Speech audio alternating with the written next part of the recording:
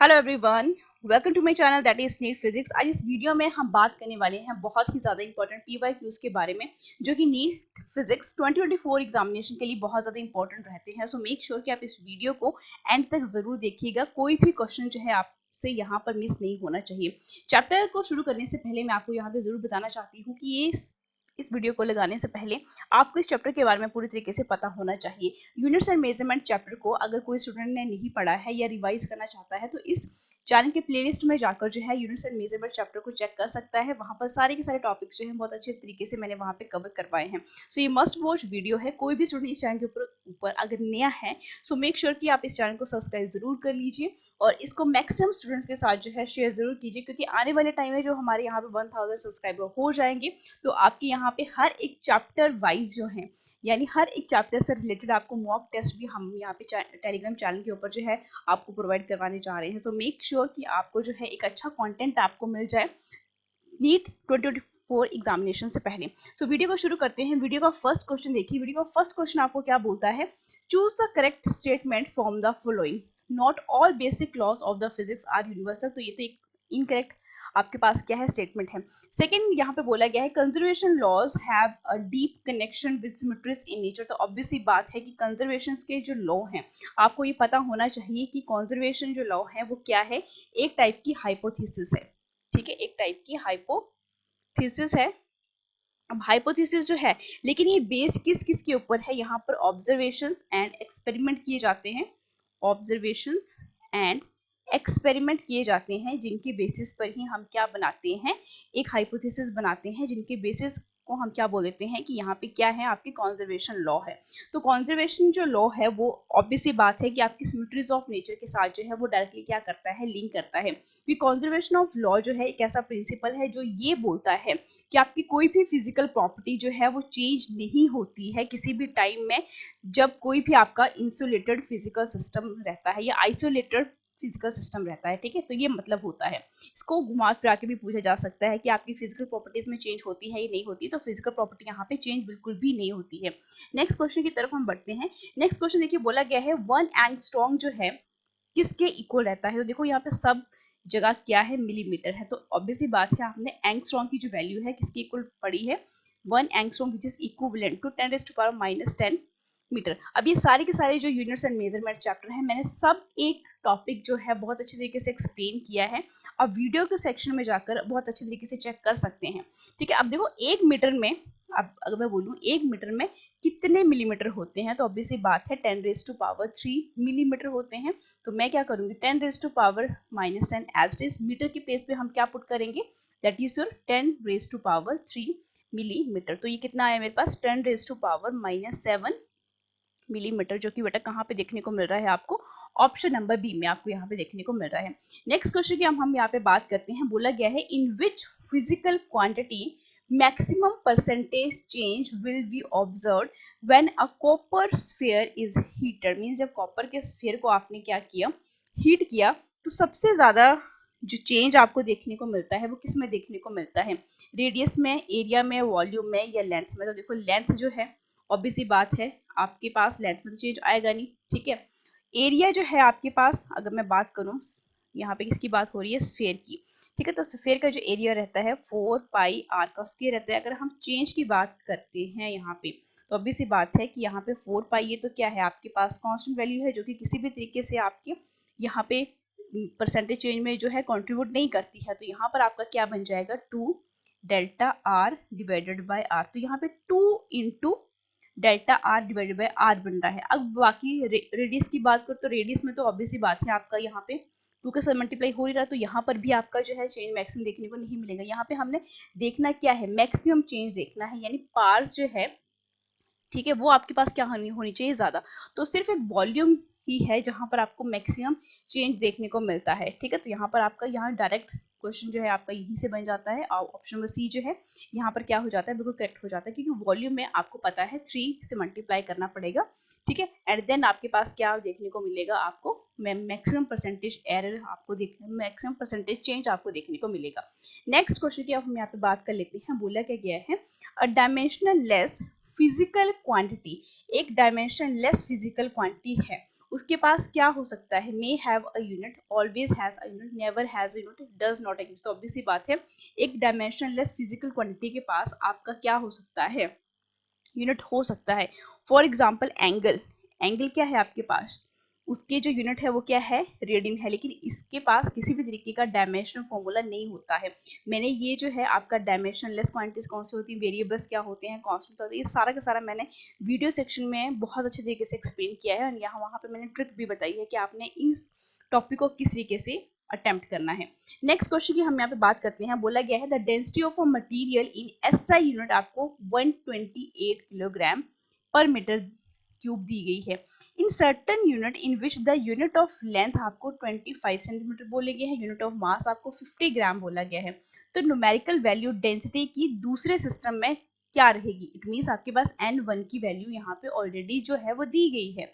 ठीक है, तो यहाँ पर आपने कौन सा फॉर्मूला लगाना है, ऑब्वियस ही बात है आप कन्वर्जन किस तरीके से करते हो एक सिस्टम से दूसरे सिस्टम में, n2 which is equivalent to n1, तो यहाँ पर क्या बन जाता है आपका, दैट इज m1 m2, और यहाँ पे किसकी बात हो रही है, डेंसिटी, तो डेंसिटी का डायमेंशन फॉर्मूला क्या रहता है, मास अपॉन वॉल्यूम, तो आपके पास क्या है ml-3। ठीक है, तो m और यहाँ पे आपके पास किसके यूनिट आएंगे, लेंथ के, L1 डिवाइडेड बाय L2, तो यहाँ पे लेंथ के कितने हैं, दैट इज डायमेंशन, यहाँ पे इसका 1 है। ठीक है, एंड यहाँ पे -3, तो यहाँ पे -3 इसी के से बन जाएगा। अब यहाँ पे -3 है, मैं इसको क्या करना चाहती हूँ, सिंप्लीफाई करना चाहती हूँ, तो मैंने क्या किया कि इसको m1 डिवाइडेड बाय m2 1 लिखा, और यहाँ पे मैंने L2 डिवाइडेड बाय L1 कर दिया और रेज टू पावर 3 कर दिया। कोई फर्क पड़ा, कोई भी फर्क नहीं यहाँ पे मुझे यहाँ पे देखने को नहीं मिल रहा है। अब देखो क्या मेरे पास डेंसिटी जो है पहले वाली वीडियो में दी गई है, ऑब्वियस सी बात है 128 मुझे यहाँ पर बोला गया है। मास जो है उस सिस्टम में कितना होता है, ठीक है, तो यहाँ पर देखो मास जो है m1 यानी आपका एसआई सिस्टम जो कि आपका किलोग्राम यहाँ पे बोला गया है, तो उसमें आपके यूनिट क्या रहते हैं मास के, दैट इज 1 किलोग्राम, जो कि 1000 ग्राम के इक्वल बनेगा, डिवाइडेड बाय m2 में आपके जो यूनिट हैं वो कितने हैं, 50 ग्राम में आपको बोला गया है, तो 50 ग्राम एज इट इज आ गया।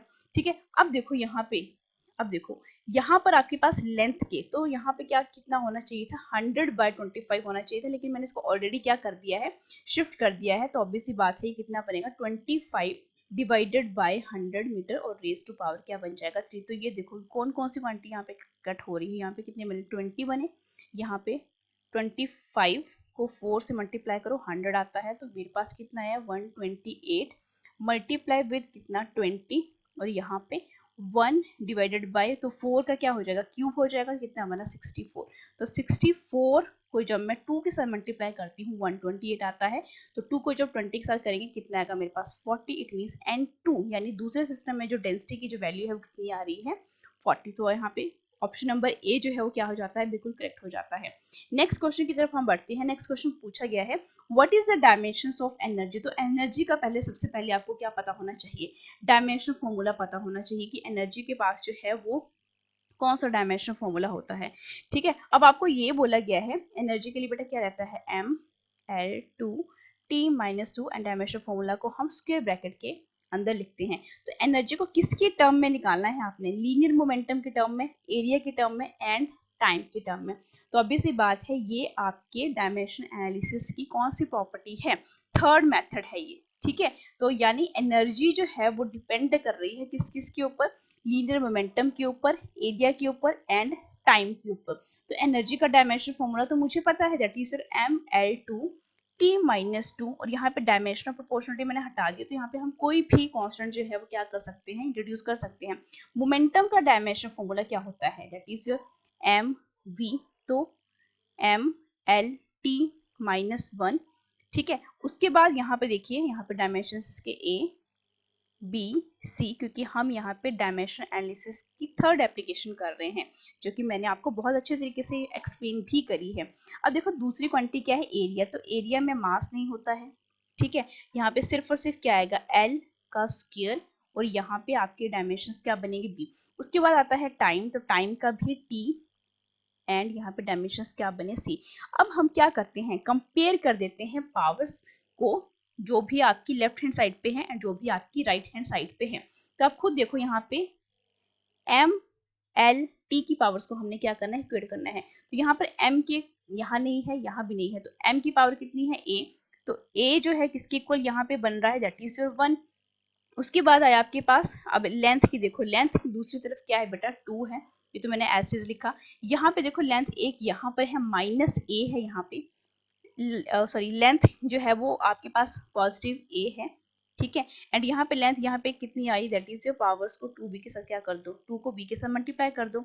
यहाँ से हमें ये तो पता लग गया। अब देखो a की वैल्यू ऑलरेडी हमें यहाँ पे पता है, तो a की वैल्यू को मैं यहाँ पे पुट कर देती हूँ, तो 1 plus 2b which is equivalent to 2, तो यहाँ पे 2b जो है 2 माइनस 1 बना, तो b की जो वैल्यू है वो कितनी आई मेरे पास, दैट इज 1 डिवाइडेड बाई 2, ठीक है। This is the value. अब देखो c जो है यानी टाइम के दूसरी तरफ वैल्यू क्या है आपके पास, एक तरफ है -2 है और टाइम सिर्फ एक यहाँ पे है, दैट इज -a, ठीक है, और एक यहाँ पे है, दैट इज +c।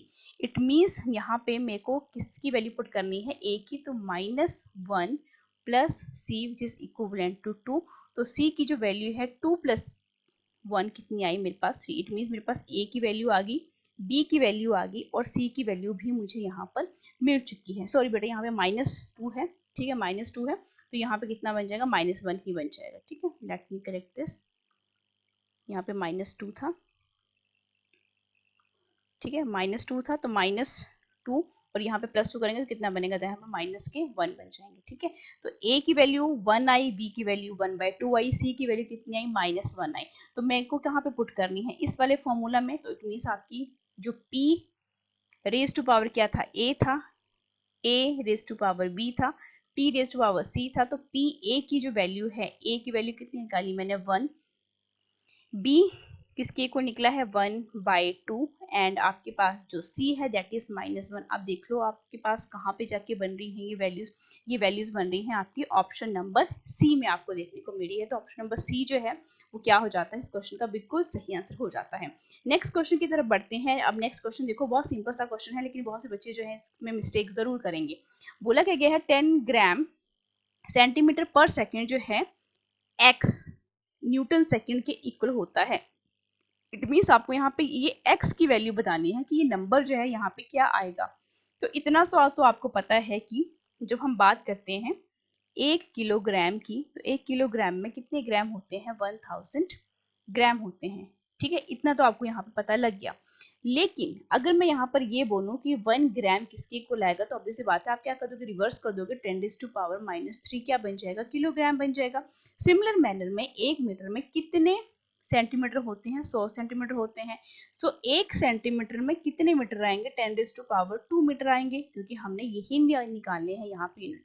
तो देख लो यहाँ पे कितना है 10 ग्राम, 1 ग्राम में बेटा कितने आपके क्या है, किलोग्राम है, 10⁻³ क्या बना मेरे पास, किलोग्राम, ठीक है। किलोग्राम की यूनिट्स भी मैं साथ में लिखती जाती हूँ, किलोग्राम मल्टीप्लाई विथ, देखो सेंटीमीटर, 1 सेंटीमीटर में कितने मीटर होते हैं, दैट इज 10⁻² मीटर, और यहाँ पे सेकंड जो है वो एज इट इज ही आएगा, मल्टीप्लाई विथ सेकंड। अब देखो हम क्या कर रहे हैं, सीजीएस से एसआई सिस्टम में जा रहे हैं, क्योंकि हम यहाँ पे यूनिट क्या बोला गया है, न्यूटन सेकंड बोला गया है, ठीक है। तो यहाँ पे देखो पावर्स -3 है और -8 मीन्स 10 × 10⁻⁻5 किलोग्राम मीटर पर सेकंड, जो कि किसके इक्वल होता है, न्यूटन सेकेंड के इक्वल होता है। तो यहाँ पे कितना बना ये 10⁻⁻5 + 1 कितने बने, -4 न्यूटन सेकेंड, ठीक है। तो यहाँ पे कहाँ पे है आपका answer, that is B, option number B जो है यहाँ पे क्या हो जाता है, बिल्कुल करेक्ट हो जाता है।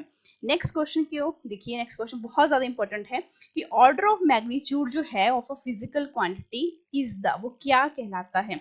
तो ऑर्डर ऑफ द मैग्नीट्यूड किसी भी क्वांटिटी का वो हमें क्या बताता है कि जो आपकी 10 की पावर है, ठीक है। ऑर्डर ऑफ द मैग्नीट्यूड क्या बताता है हमें कि ऑर्डर जो है आपकी पावर ऑफ 10, पावर ऑफ 10 का मतलब क्या है कि 10⁻⁻, आपकी पावर जो है वो कुछ भी हो सकती है, लेकिन साथ में क्या रहती है, कोई ना कोई फिजिकल क्वांटिटी रहती है। तो फिजिकल क्वांटिटी मैंने क्या मान ली, दैट इज योर ए, ठीक है, जो कि किसी क्वांटिटी को क्या करती है, डिस्क्राइब करती है। अब ये ऑर्डर ऑफ मैग्नीट्यूड जो है ये हमें क्या बताता है, ये हमें बताता है किसी भी क्वांटिटी की कि कोई भी क्वांटिटी जो है वो कितनी बड़ी है, ठीक है, लार्जनेस, और क्या बताता है, ये स्मॉलनेस के बारे में बताता है, ठीक है। अगर पावर्स जो है 10⁻⁻ क्या आ रही है, 2 आ रही है, इट मीन्स ज़्यादा क्वांटिटी है, तो आपकी पॉजिटिव है। अगर 10⁻5, 6, 7, 8, 9, 10 सो, ठीक है। अगर माइनस में आ रही है, -10 है, -9 है, तो इट मीन्स ये वैल्यूज क्या है, ऑर्डर क्या है इनका, स्मॉल है। तो आपको यहाँ से क्या पता लगा कि ए जो यहाँ पे फिजिकल क्वांटिटी यहाँ पे शो हो रही है, ठीक है, ए जो है किस किस के बीच में है, ज्यादा से ज्यादा क्या हो सकती है, ये आपकी <1 हो सकती है, एंड लेस देन आपकी यहाँ पे, इट मीन्स आपकी लेस देन इक्वल टू ये 1 रहेगी, और लेस देन क्या रहेगी 10, जो कि क्या रहता है, इसका ऑर्डर रहता है। तो power of 10 of the number that describe the physical quantity, तो ऑब्वियसली बात है ऑप्शन नंबर बी क्या हो जाता है, इस क्वेश्चन का बिल्कुल सही आंसर हो जाता है। नेक्स्ट क्वेश्चन की हम यहाँ पे बात करते हैं। नेक्स्ट क्वेश्चन आपको बोला गया है, it is estimated that centimetre square of earth receive about 2 calorie of heat energy per minute. देखो क्वेश्चन में बोला गया है कि कितनी हीट एनर्जी मिल रही है उसको, that is your 2 calorie of heat energy per minute, यानी पर मीटर। तो यहाँ पर क्या बन जाएगा, दैट इज योर इतने एरिया में। तो ऑब्वियसली बात है कि यहाँ पर आपको क्या देखने को मिल गया कि आपकी जो heat energy per minute from the sun आपको देखने को मिल रही है, वो बेटा आपके पास ये फॉर्मूला बन गया। ये तो आपको क्वांटिटी पता ही है। तो इसको क्या बोला गया है कि इसको हम बोलते हैं सोलर कांस्टेंट, ठीक है। तो वैल्यू जो है यहाँ पे सोलर कांस्टेंट की, वो आपने यहाँ पे निकालनी है, यानी एस की वैल्यू आपने यहाँ पे निकालनी है। तो आप खुद देखो जरा, खुद देखते चलो कि यहाँ पे कैलोरी की बात हुई है, ऑफकोर्स हुई है। तो एक कैलोरी, ठीक है, मैं यहाँ थोड़ा सा पेन जो है वो थोड़ा सा चेंज कर लेती हूँ, ठीक है। देखो एक कैलोरी, 1 कैलोरी किसके इक्वल होती है, यहाँ पे देखो जरा, जूल बोला गया है, kilo watt, what kilo joule. It means मुझे इनकी वैल्यू जो है, कैलोरी की वैल्यू मुझे किस में पता होनी चाहिए, जूल में पता होनी चाहिए। तो वो कितनी होती है, 4.18। तो अप्रोक्सीमेटली मैं इसको 4.2 जूल ही लिखूंगी, ठीक है। इसके बाद क्या यहाँ पर सेंटीमीटर यूज हुआ है, तो ऑब्वियसली बात है 1 सेंटीमीटर जो है किसके इक्वल होता है, अभी हमने पिछले वाले क्वेश्चन में देखा 10⁻⁻2 मीटर, ठीक है। यहाँ पे क्या मिनट है, तो ऑब्वियसली बात है आपको 1 मिनट में कितने सेकेंड होते हैं, तो आपको पता है दैट इज 60 सेकेंड। अब ये सारी वैल्यूज को मैं इस वाले फॉर्मूले में पुट कर दूंगी, तो मेरे पास क्या आ जाएगा, आंसर आ जाएगा। किस तरीके से, S which is equal to 2 calorie, calorie की वैल्यू कितनी है, एक कैलोरी 4.2 डिवाइडेड बाय सेंटीमीटर का स्क्वायर है, तो सेंटीमीटर है तो सेंटीमीटर इसका भी क्या कर देंगे, स्क्वायर कर देंगे। तो 10⁻⁻2 इसका क्या कर दूंगी, मैं स्क्वायर कर दूंगी। और 1 मिनट में कितने सेकंड होते हैं, 60 सेकंड होते हैं। बस मेरे पास ये वैल्यू आ गई। अब यहाँ पे जो यूनिट है वो भी साथ साथ में लिखते चलेंगे, जूल, जो कि इसके थे, एंड यहाँ पे क्या था, ये मीटर का स्क्वायर था, ठीक है। और यहाँ पे क्या था, ये सेकंड, ठीक है। बहुत सिंपल है, मीटर का स्क्वायर बन गया यहाँ पे। अब यहाँ पे इसको और फर्दर जो है थोड़ा सा क्या करो, यहाँ पे और ज्यादा इसको क्या करो, सॉल्व करो। तो यहाँ पे मेरे पास ये वैल्यू किसकी इक्वल आएगी, देखो 4.2, और 2 के साथ में जब इसको करूंगी तो ये आ गया मेरे पास 8.4, ठीक है। और डिवाइडेड बाय क्या बनेगा यहाँ पे, या तो फिर मैं 2 को यहाँ से डिवाइड कर लेती हूँ। हाँ चलो, बिल्कुल सिंपल तरीके से इसको कर देते हैं, ठीक है। बिल्कुल सिंपल और सिंपल मेथड से इसको करके देखते हैं। दैट इज 2 इंटू 4.2, और यहाँ पे कितना बना, 10⁻⁻4, यहाँ पे कितना है, 60 है। तो 2 को मैंने क्या कर दिया, यहाँ पे क्या कर दिया, डिवाइड कर दिया। अब देखो मेरे पास ये वैल्यू जो है, मैं 10⁻⁻4 है, इसको मैं ऊपर लेके चलेगी तो कितना बना, 4.2 इंटू 10⁻⁻पॉजिटिव की बन गया। नीचे कितना बचा मेरे पास, दैट इज योर 30, ठीक है। अब देखो मेरे पास यहाँ पे 3 है, ठीक है। और यहाँ पर इसको मैं डिवाइड कर देती हूँ, और तो मेरे पास यहाँ पे ये जो वैल्यू है वो किसकी इक्वल आएगी, मेरे पास ये वैल्यू आएगी, दैट इज इसको, दैट इज 0.13, ठीक है। और मल्टीप्लाई में जब मैं करूंगी तो 10⁻कितना आएगा, 4 आ जाएगा, ठीक है। अब देखो मेरे पास यहाँ पे कोई भी वैल्यू जो है वो इस वैल्यू के आसपास भी देखने को नहीं मिल रही है, ठीक है, नहीं देखने को मिल रही है। तो मैं क्या करूंगी, ठीक है बेटा, यहाँ पे 3 1 और हाँ 4 आएगा बेटा यहाँ पे, ठीक है। दिस इज 4, 3 4 12, ठीक है। अब देखो यहाँ पे मुझे वैल्यू को लेकर आना है, तो मैं क्या करूंगी, 1.4 और ये पावर को मैंने कन्वर्ट कर दिया 10⁻3, ठीक है। बहुत सिंपल सा है ये।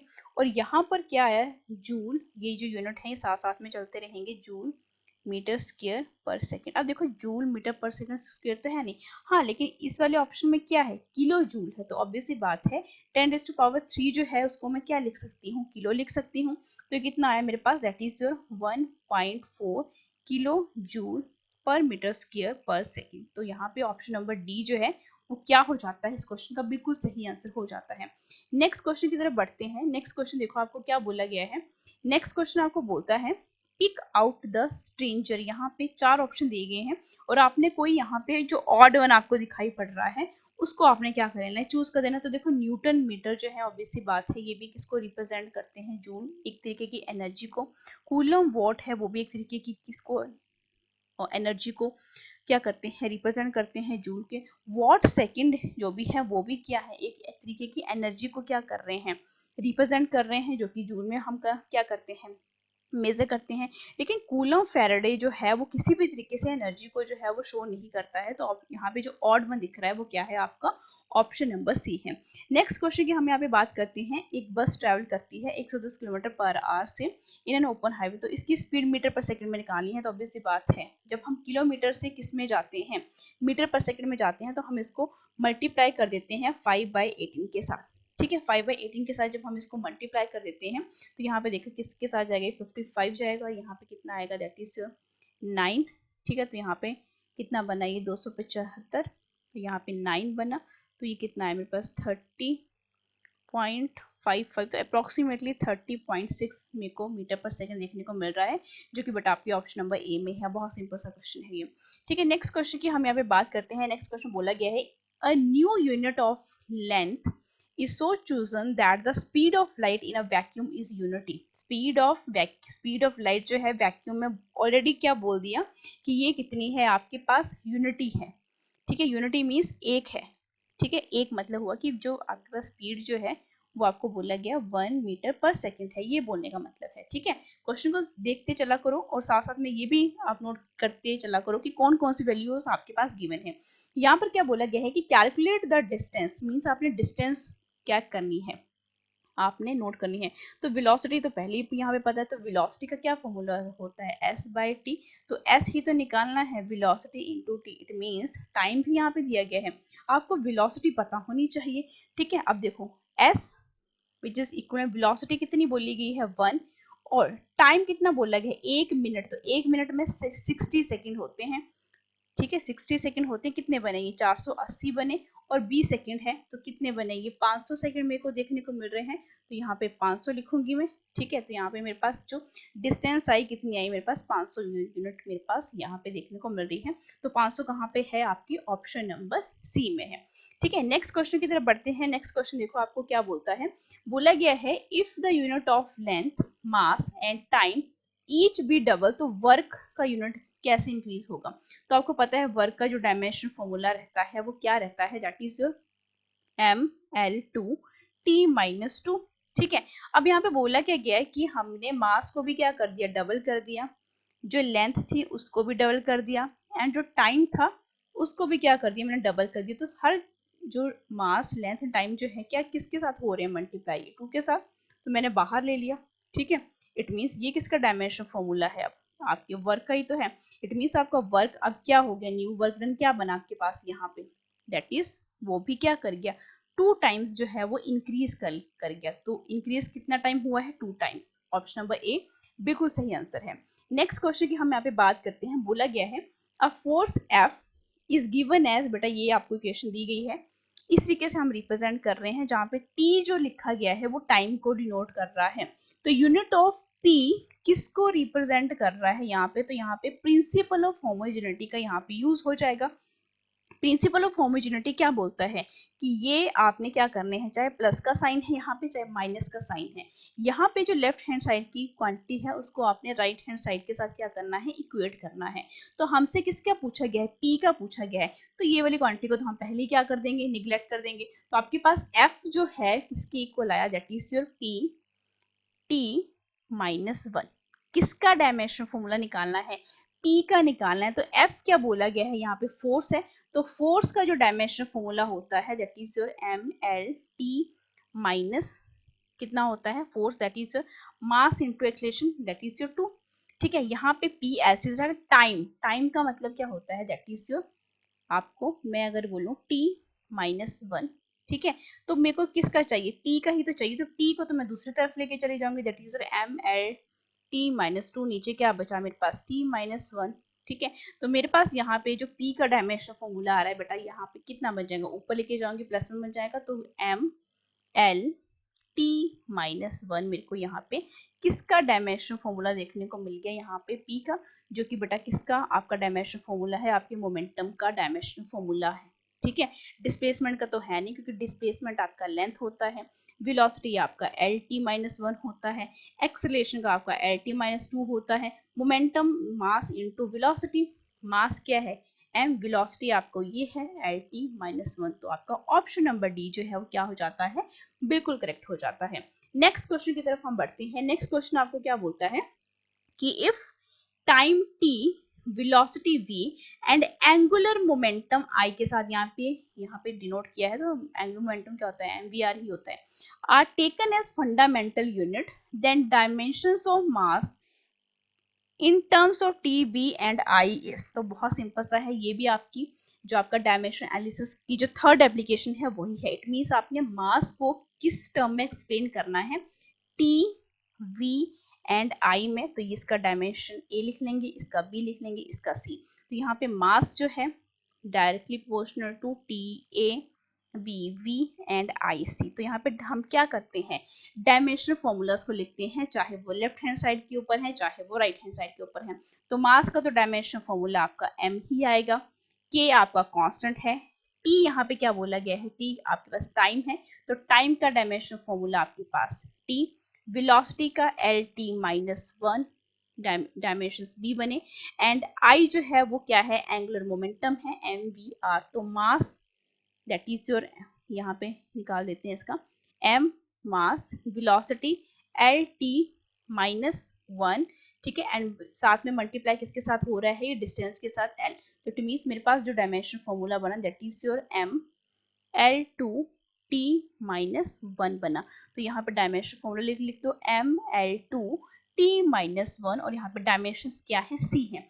अब हम कुछ नहीं करते हैं, अब हम ये करते हैं कि MLT के जो लेफ्ट हैंड साइड के डायमेंशंस हैं उनको हम राइट हैंड साइड के साथ क्या कर देते हैं, इक्वेट कर देते हैं।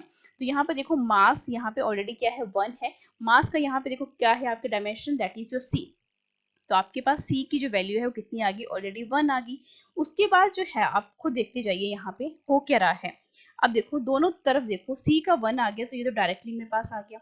अब देखो मास का आ गया, लेंथ का देखते हैं, तो लेंथ एक यहाँ पे है, लेंथ एक यहाँ पे है, लेकिन यहाँ पे तो नहीं है, तो आपके पास इक्वल टू 0 आएगा। तो लेंथ यहाँ पे देखो b डायमेंशन, और लेंथ का एक यहाँ पे है that is 2c which is equivalent to कितना आ जाएगा, 0 आ जाएगा।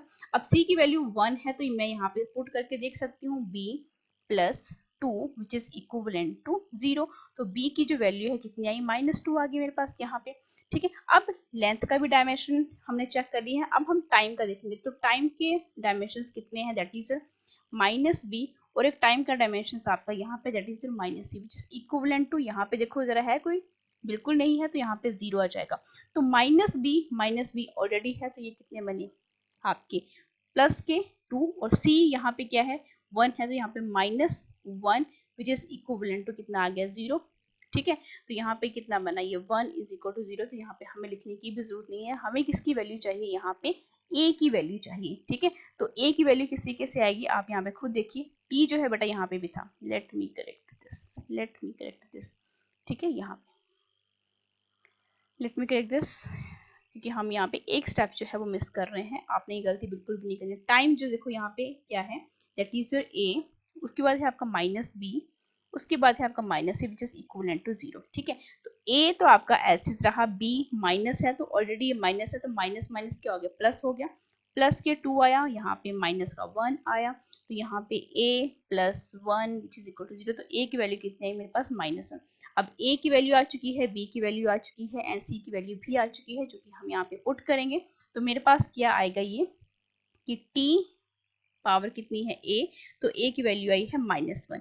उसके बाद है v, तो v कितना है, दैट इज -2। i का डायमेंशन c है, एंड c की वैल्यू है मेरे पास 1। तो देखो यहाँ पे आपका कौन सा आपके पास ऑप्शन है जो कि बिल्कुल करेक्टली मैच कर रहा है, तो ये है आपका ऑप्शन नंबर डी। t की पावर -1 है, v की पावर -2 है, एंड i जो आपको क्या शो कर रहा है, एंगुलर मोमेंटम, उसकी पावर कितनी है, 1 है। ठीक है, नेक्स्ट क्वेश्चन की तरफ बढ़ते हैं। नेक्स्ट क्वेश्चन आपको बोला गया है, in a system unit of mass बेटा एक ए किलोग्राम है, लेंथ जो है वो बी है जो कि मीटर में है। इट मींस ये किस टाइप का सिस्टम है, एसआई एंड टाइम जो है वो सेकंड में है, तो ये क्या है, एसआई सिस्टम है। Then the value of 10 newton, तो 10 न्यूटन भी क्या है आपका, एसआई सिस्टम भी है। इट मींस आपने यहाँ पर वैल्यू किसकी निकालनी है, आपको किसकी वैल्यू पूछा गया है, N2 की वैल्यू आपने यहाँ पर मुझे कैलकुलेट करके बतानी है। ठीक है, तो यहाँ पर आप खुद देखो जरा किस तरीके से हम इस क्वेश्चन को जो है वो सॉल्व करने वाले हैं। आपके पास क्या बोला गया है कि आपने किसकी वैल्यू निकालनी है। आपने देखो यहाँ पर अगर मैं सिंपल लैंग्वेज में यहाँ पे बात करूँ तो आपको इतना पता है कि आपका जो न्यूमेरिक वैल्यू है वो इस तरीके से यूनिट के साथ इस तरीके से रिलेट करती है। तो क्या मैं इसको n1u1 which is equivalent to n2u2 लिख सकती हूँ? ऑफ कोर्स मैं लिख सकती हूँ। तो n1 की जो वैल्यू है मुझे ऑलरेडी क्या बोला गया है, वो कितनी है, दैट इज योर 10 न्यूटन। ठीक है, 10 न्यूटन बोला गया है। दूसरी तरफ क्या है, n2 है, तो n2 की वैल्यू तो मुझे कैलकुलेट करनी है।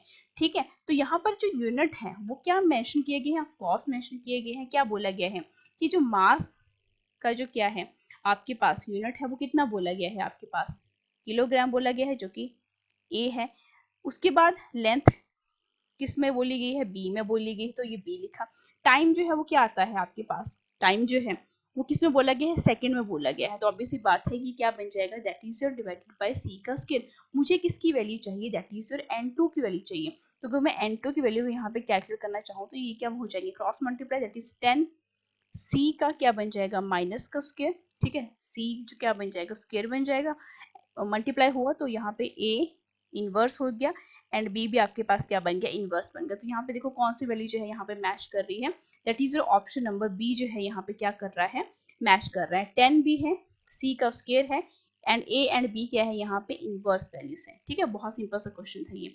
इसके बाद नेक्स्ट क्वेश्चन की हम यहाँ पे बात कर लेते हैं। नेक्स्ट क्वेश्चन बोलो, देखो क्या बोला गया है, which of the following is not the unit of surface tension. तो सरफेस टेंशन क्या रहती है आपके पास, ठीक है, सरफेस टेंशन एक टाइप की है, फोर्स ही है, दैट इज योर क्या है आपके पास, फोर्स पर यूनिट लेंथ आप जिसको बोलते हो, फोर्स पर यूनिट लेंथ आपको जिसको मेजर करते हो सरफेस टेंशन को। ठीक है, अब देखो न्यूटन पर मीटर, तो ऑब्वियसली बात है ये भी क्या है, आपके यूनिट ही है, किसके, आपके सरफेस टेंशन। ठीक है, ऐसा ही सिस्टम है। और ये न्यूटन आपका मीटर जो है किसके इक्वल बन जाता है, ये किलोग्राम पर सेकंड स्क्वायर के इक्वल भी रहता है।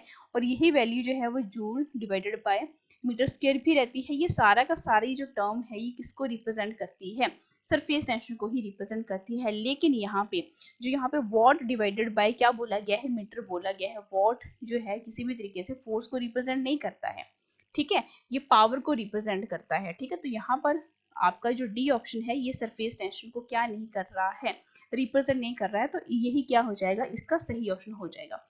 नेक्स्ट क्वेश्चन की हम यहाँ पे बात कर लेते हैं। बोला क्या गया है, if the capacitance of a nano capacitor is measured in terms of a unit you made by combining the electric charge E, Bohr radius A not, Planck's constant h, speed of light c।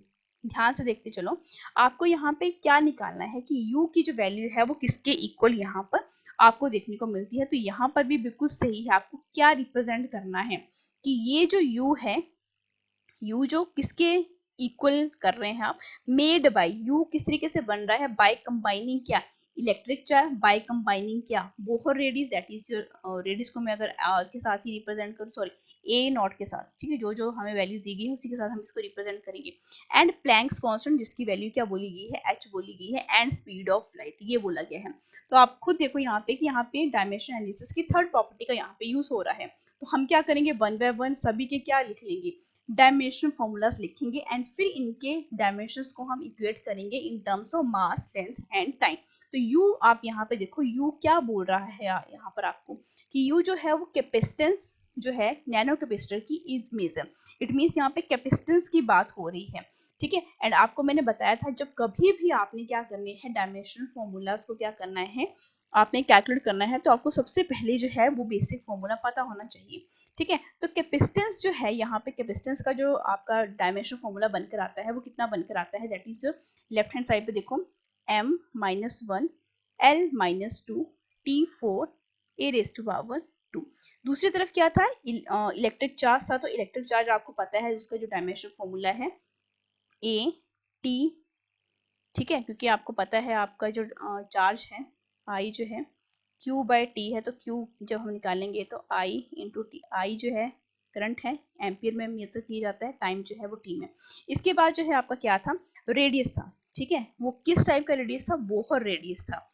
ठीक है, Bohr radius आपको पता है radius क्या है, length के equal है। ठीक है, तो ये इसके डायमेंशन ए हुए, इसके डायमेंशन बी हुए। थर्ड आपको क्या बोला गया था यहाँ पे, Planck's constant. Planck's constant means H, तो ई जो है वो एच न्यू के बराबर होता है। तो एच की जो वैल्यू है क्या बन गई, E divided by new. Energy का डायमेंशन फॉर्मूला लिखो एंड फ्रीक्वेंसी का डायमेंशन फॉर्मूला लिखो। तो यहाँ पर आपके पास ये क्या बन जाएगा, mL2t-1। ठीक है, और इसका डायमेंशन क्या बन जाएगा, सी। अब लास्ट में आपको और भी वैल्यू बोली गई थी, दैट इज जो speed of light. Speed of light क्या है, सी है, तो ये क्या है, एक टाइप की वेलोसिटी है। वेलोसिटी का जो डायमेंशन फॉर्मूला रहता है LT-1, और यहाँ पे डायमेंशन क्या बन गया, डी। ठीक है, तो यहाँ पर भी देखो MLTA, तो यहाँ पर देखो ABCD इक्वेट करना बहुत ज्यादा सिंपल हो जाएगा। अब हमने क्या करना है, पावर्स को क्या करना है, यहाँ पे इक्वेट करना है। तो इसको मैं जरा सा सिंप्लीफाई कर लेती हूँ। एक ही इस सभी स्क्वायर ब्रैकेट को एक ही स्क्वायर ब्रैकेट में मैं क्या कर दूंगी, यहाँ पे पुट कर देती हूँ। देखो सबसे पहले क्या है, मास। तो मास जो है क्या है आपके पास, मास का जो डायमेंशन फॉर्मूला है दैट इज जो सी है, और मास यहाँ पे कहीं पर भी नहीं है। उसके बाद आता है आपका लेंथ। तो लेंथ एक यहाँ पे जिसका डायमेंशन क्या है आपके पास b है, लेंथ एक यहाँ पे जिसका डायमेंशन क्या है 2c है, और लेंथ एक यहाँ पे जिसका डायमेंशन क्या है प्लस d है। उसके बाद आता है आपके पास t। ठीक है, t कहाँ पे, एक यहाँ पे है, डायमेंशन क्या है a। t एक यहाँ पे जिसका डायमेंशन माइनस c है, एंड t के यहाँ पे जिसका डायमेंशन क्या है माइनस t। उसके बाद सिर्फ बचा मेरे पास क्या है, एम्पियर। तो एम्पियर a जिसका डायमेंशन सिर्फ और सिर्फ कहाँ पे देखने को मिल रहा है, a।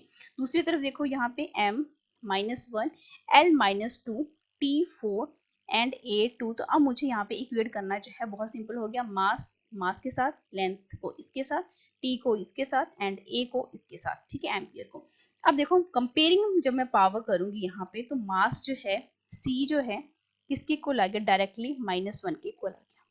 ठीक है, उसके बाद लेंथ को अगर मैं करूं b plus 2c plus d, तो लेंथ का यहाँ पे क्या डायमेंशन है, विच इज इक्वल टू -2। अगर c की वैल्यू को मैं यहीं पे पुट कर देती हूँ, तो मेरे पास क्या बनेगा, ये b -2 plus d which is equal to क्या बना, ये -2, क्योंकि मेरे पास ना ही तो यहाँ पे b की वैल्यू है, ना ही तो मेरे पास यहाँ पे d की वैल्यू है। ठीक है, तो और फर्दर हम क्या करेंगे, इसको सिंप्लीफाई करेंगे, थर्ड डायमेंशन के ऊपर जाते हैं, that is your a -c -d which is equal to कितना है यहाँ पे, दैट इज योर 4।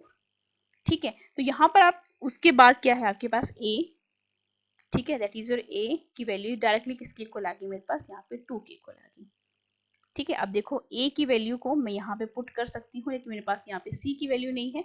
तो मैं क्या करूंगी, a की वैल्यू जो है आपको 2 मिल चुकी है। ठीक है, c की वैल्यू जो है वो माइनस आपको क्या मिल चुकी है, -1 मिल चुकी है। ठीक है, तो a और c की वैल्यू मैं यहाँ पे पुट करके क्या बनेगा, यहाँ पे a की वैल्यू कितनी है 2, माइनस ऑफ c, तो माइनस माइनस क्या बनेंगे plus, -d which is equal to 4। तो यहाँ पे क्या बना 3 -d इज इक्वल टू 4। तो minus D which is equal to 4 minus के 3, तो ये कितना बना -d, और यहाँ पे 1। तो इट मीन्स d की जो वैल्यू है मेरे पास कितनी आई, दैट इज -1। तो d की वैल्यू मेरे पास आ चुकी है अब यहाँ पे। ठीक है, a की वैल्यू आ चुकी है, d की आ चुकी है, c की आ चुकी है। ठीक है, तो अब मैं इसको कहाँ पे पुट करूंगी इस वैल्यू को, ताकि मुझे क्या मिल जाए, d की वैल्यू जो है मुझे यहाँ पे b की वैल्यू जो है देखने को मिल जाए। तो मैं यहाँ पे इस इक्वेशन में पुट करूंगी। इस इक्वेशन में देखो मैं यहाँ पे पुट कर देती हूँ, that is b -2 plus D यानी -1 विच इज इक्वल टू -2। ठीक है, तो यहाँ पे कितना बना -3 और यहाँ पे -2। तो b की जो वैल्यू है दैट इज योर -2 प्लस 3। तो यहाँ पे ऑब्वियस सी बात है, b की जो वैल्यू मेरे पास आई दैट इज कितनी आई 1। a की वैल्यू आ गई, b की वैल्यू आ गई, c की भी आ गई, d की भी आ गई। तो मेरे को अब क्या करना है, मैं क्या करूंगी u। ठीक है, तो u कैसे लिखा था मैंने, u जो है उसको हम एक्सप्रेस कर रहे हैं कैसे, e जो है आपको बोला गया है। ठीक है, e raise to power a nought raise to power क्या b, h raise to power c जो इसके डायमेंशन है, एंड c जो वेलोसिटी आपको बोली गई है, स्पीड ऑफ लाइट बोली गई है d। अब मुझे सारी की सारी वैल्यूज को पुट कर देना है। तो e a की पावर कितनी है, दैट इज हमने निकाली है 2, a नॉट की जो वैल्यू है दैट इज 1, h की जो वैल्यू c की जो वैल्यू है -1, एंड c एंड d का जो डायमेंशन है दैट इज -1। तो यहाँ पे देखो ये तो क्या है -1 है, तो e का स्क्वायर आ रहा है A not divided by H C. तो मेरे पास जो ये रिलेशन बनकर आ रहा है वो कुछ इस तरीके का बनकर आ रहा है, जिसको अभी हम चेक करेंगे कि कौन से ऑप्शन में ये आपको बोला गया है। तो ऑब्वियस सी बात है कि आपको ये कहाँ पे देखने को मिल रहा है, ऑप्शन नंबर ई का स्क्वायर है। हाँ, ऑब्वियस सी बात है आपके ऑप्शन नंबर आपको यहाँ पे डी में आपको ये देखने को मिल रहा है। ठीक है, नेक्स्ट क्वेश्चन की बात यहाँ पे कर लेते हैं। देखो यहाँ पे स्टेटमेंट को देख के आपने घबरा नहीं जाना है, इतना इजी मेथड है। ठीक है, सिर्फ आपको कॉन्सेप्ट को पता होना चाहिए कि आपने क्वेश्चंस को किस तरीके से अटेम्प्ट करना है। नेक्स्ट क्वेश्चन की यहाँ पे बात कर लेते हैं। नेक्स्ट क्वेश्चन आपको बोला गया है, if power P, surface tension T and tanks constant H are arranged so that the dimensions of time in their dimensional formulas are in ascending order। It means आपको यहाँ पे क्या बताना है कि जितने भी डायमेंशनल फॉर्मूला, चाहे आप पावर का लिखो, सरफेस टेंशन का लिखो, प्लैंक्स कांस्टेंट का लिखो, आपने ये बताना है कि जो टाइम के डायमेंशंस है वो असेंडिंग ऑर्डर में यानी बढ़ते क्रम में कैसे कैसे जा रहे हैं। तो आपको पता है पावर का जो डायमेंशनल फॉर्मूला रहता है वो कितना रहता है, that is your M work done divided by time. तो work done that is your M L two T minus two divided by time, तो M L two T minus three बन गया ये। ठीक है, इसके बाद आता है आपका that is your surface tension force per unit length. तो force that is your M L T minus two divided by आपके पास एल बचा, तो ये कितना बना, एम टी माइनस टू बना। ठीक है, लेंथ जो है कट होगी। उसके बाद क्या है आपके पास प्लैंक्स कांस्टेंट एच जो है, तो आपको मैंने अभी बताया एच जो है एच न्यू, तो एच की जो वैल्यू है ई डिवाइडेड बाय फ्रीक्वेंसी। ठीक है, ई क्या है, energy M L two T minus two, और फ्रीक्वेंसी क्या होती है आपका टाइम पीरियड का ही क्या है, रिवर्स है। तो यहाँ पे आपके पास जो एच है दैट इज क्या बनाइए, एम एल टू और टी माइनस वन। अब आपने ना एम एल देखना है, ठीक है, सिर्फ आपने क्या देखना है कि टाइम के डायमेंशन जो है वो बढ़ते क्रम में किस तरीके से जा रहे हैं। तो ये ऐसे ही जा रहे हैं, देखो P, फिर आपके पास आ रहा है T, उसके बाद आ रहा है H। देखो माइनस की जो वैल्यूज होती हैं वो जितनी कम होती जाती हैं वो क्या रहती है आपकी इंक्रीजिंग ऑर्डर में रहती है। तो आपका जो ये पैटर्न है वो क्या है, P सबसे कम है, फिर उससे ज्यादा है एंड फिर उससे ज्यादा है। तो असेंडिंग ऑर्डर में हमने यहाँ पे बताना था, तो ऑप्शन नंबर ए यहाँ पे क्या हो जाता है, बिल्कुल करेक्ट हो जाता है। नेक्स्ट क्वेश्चन की हम यहाँ पे बात करते हैं। नेक्स्ट क्वेश्चन आपको बोला गया है कि एक पब्लिक पार्क है in the form of square. ठीक है, फॉर्म ऑफ स्क्वायर है ये। ठीक है, फॉर्म ऑफ स्क्वायर, स्क्वायर बनाना है बेटा। ठीक है, रेक्टेंगल में बना देना आप। ठीक है, इस तरीके से। ठीक है, कलर कर दो, जो मर्जी कर दो। ठीक है, स्क्वायर लगना चाहिए। ले हैज एन एरिया, एरिया आपको बोला गया, तो ऑब्वियसली बात है जब कभी भी आपको ये वैल्यू देखने को मिलती है तो ये क्या है आपके पास एरिया है, और फिर ये क्या है, इसमें चेंज है। ठीक है, मीटर का स्क्वायर। तो साइड जो है हमने पार्क की निकालनी है, तो जब एरिया ही पता है आपको तो बेटा साइड किस तरीके से निकालोगे, एरिया कितना बोला गया है 100। ठीक है, तो ये इट मींस एल का स्क्वायर कितना आ रहा है, यहाँ पे 100 आ रहा है, स्क्वायर की बात हो रही है। ए का स्क्वायर बोलो या एल का स्क्वायर बोलो, बात तो एक ही है। तो यहाँ पे एल यानी साइड कितनी बनी, इसका क्या ले लो, अंडर ले लो, कितना बना मेरे पास 10 मीटर बन गया। तो साइड मेरे पास क्या आ गई, एल। अब साइड निकाली है मुझे पार्क की इन टर्म्स ऑफ एरर, क्योंकि हर यहाँ पे एरर भी बताया गया है। तो मैं एरर किस तरीके से निकालूंगी, एरिया जो है आपके पास क्या होता है, that is delta A divided by A, और फिर दैट इज योर 2 एल का स्क्वायर है ना, तो 2 को पहले मल्टीप्लाई करते हैं हम इसको, 2 एल में चेंज, और फिर इस तरीके से, तो 2 delta L divided by N. ठीक है, अब यहाँ पे खुद देखो मुझे किसमें चाहिए, साइड ऑफ पार्क, मतलब मुझे डेल्टा एल निकालना है पहले। तो डेल्टा एल क्या बनेगा मेरे पास, दैट इज योर, देखो आप खुद देखते हैं, चलो जरा, यहाँ पे ये जो वैल्यू है आप इस वैल्यू को भी लिख सकते हो, that is your 0.2 divided by क्या है बेटा, ये 100 है, और दूसरी तरफ क्या है 2 डेल्टा एल डिवाइडेड बाय क्या है यहाँ पे एल, तो एल कितना है यहाँ पे 10 है। ठीक है, तो यहीं से मेरे पास क्या बन जाएगा, डेल्टा एल में यहीं से निकाल लूंगी, कितना बनेगा, दैट इज योर, आप खुद देखो जरा, यहाँ पे 210 बना यहाँ पे, तो ऑब्वियसली बात है मेरे पास कितना है 0.01। ठीक है, 0.01 मेरे पास जो है क्या, ये मेरे पास लेंथ। मुझे क्या चाहिए, साइड चाहिए, इट मींस मुझे ये जो वैल्यू है यानी l प्लस डेल्टा एल इस करके निकालनी है। तो लेंथ तो बेटा आपको पता है, दैट इज आपने कितनी निकाली है, 10 मीटर निकाली है, और चेंज कितना आ रहा है इसमें, प्लस 0.01 मीटर आ रहा है।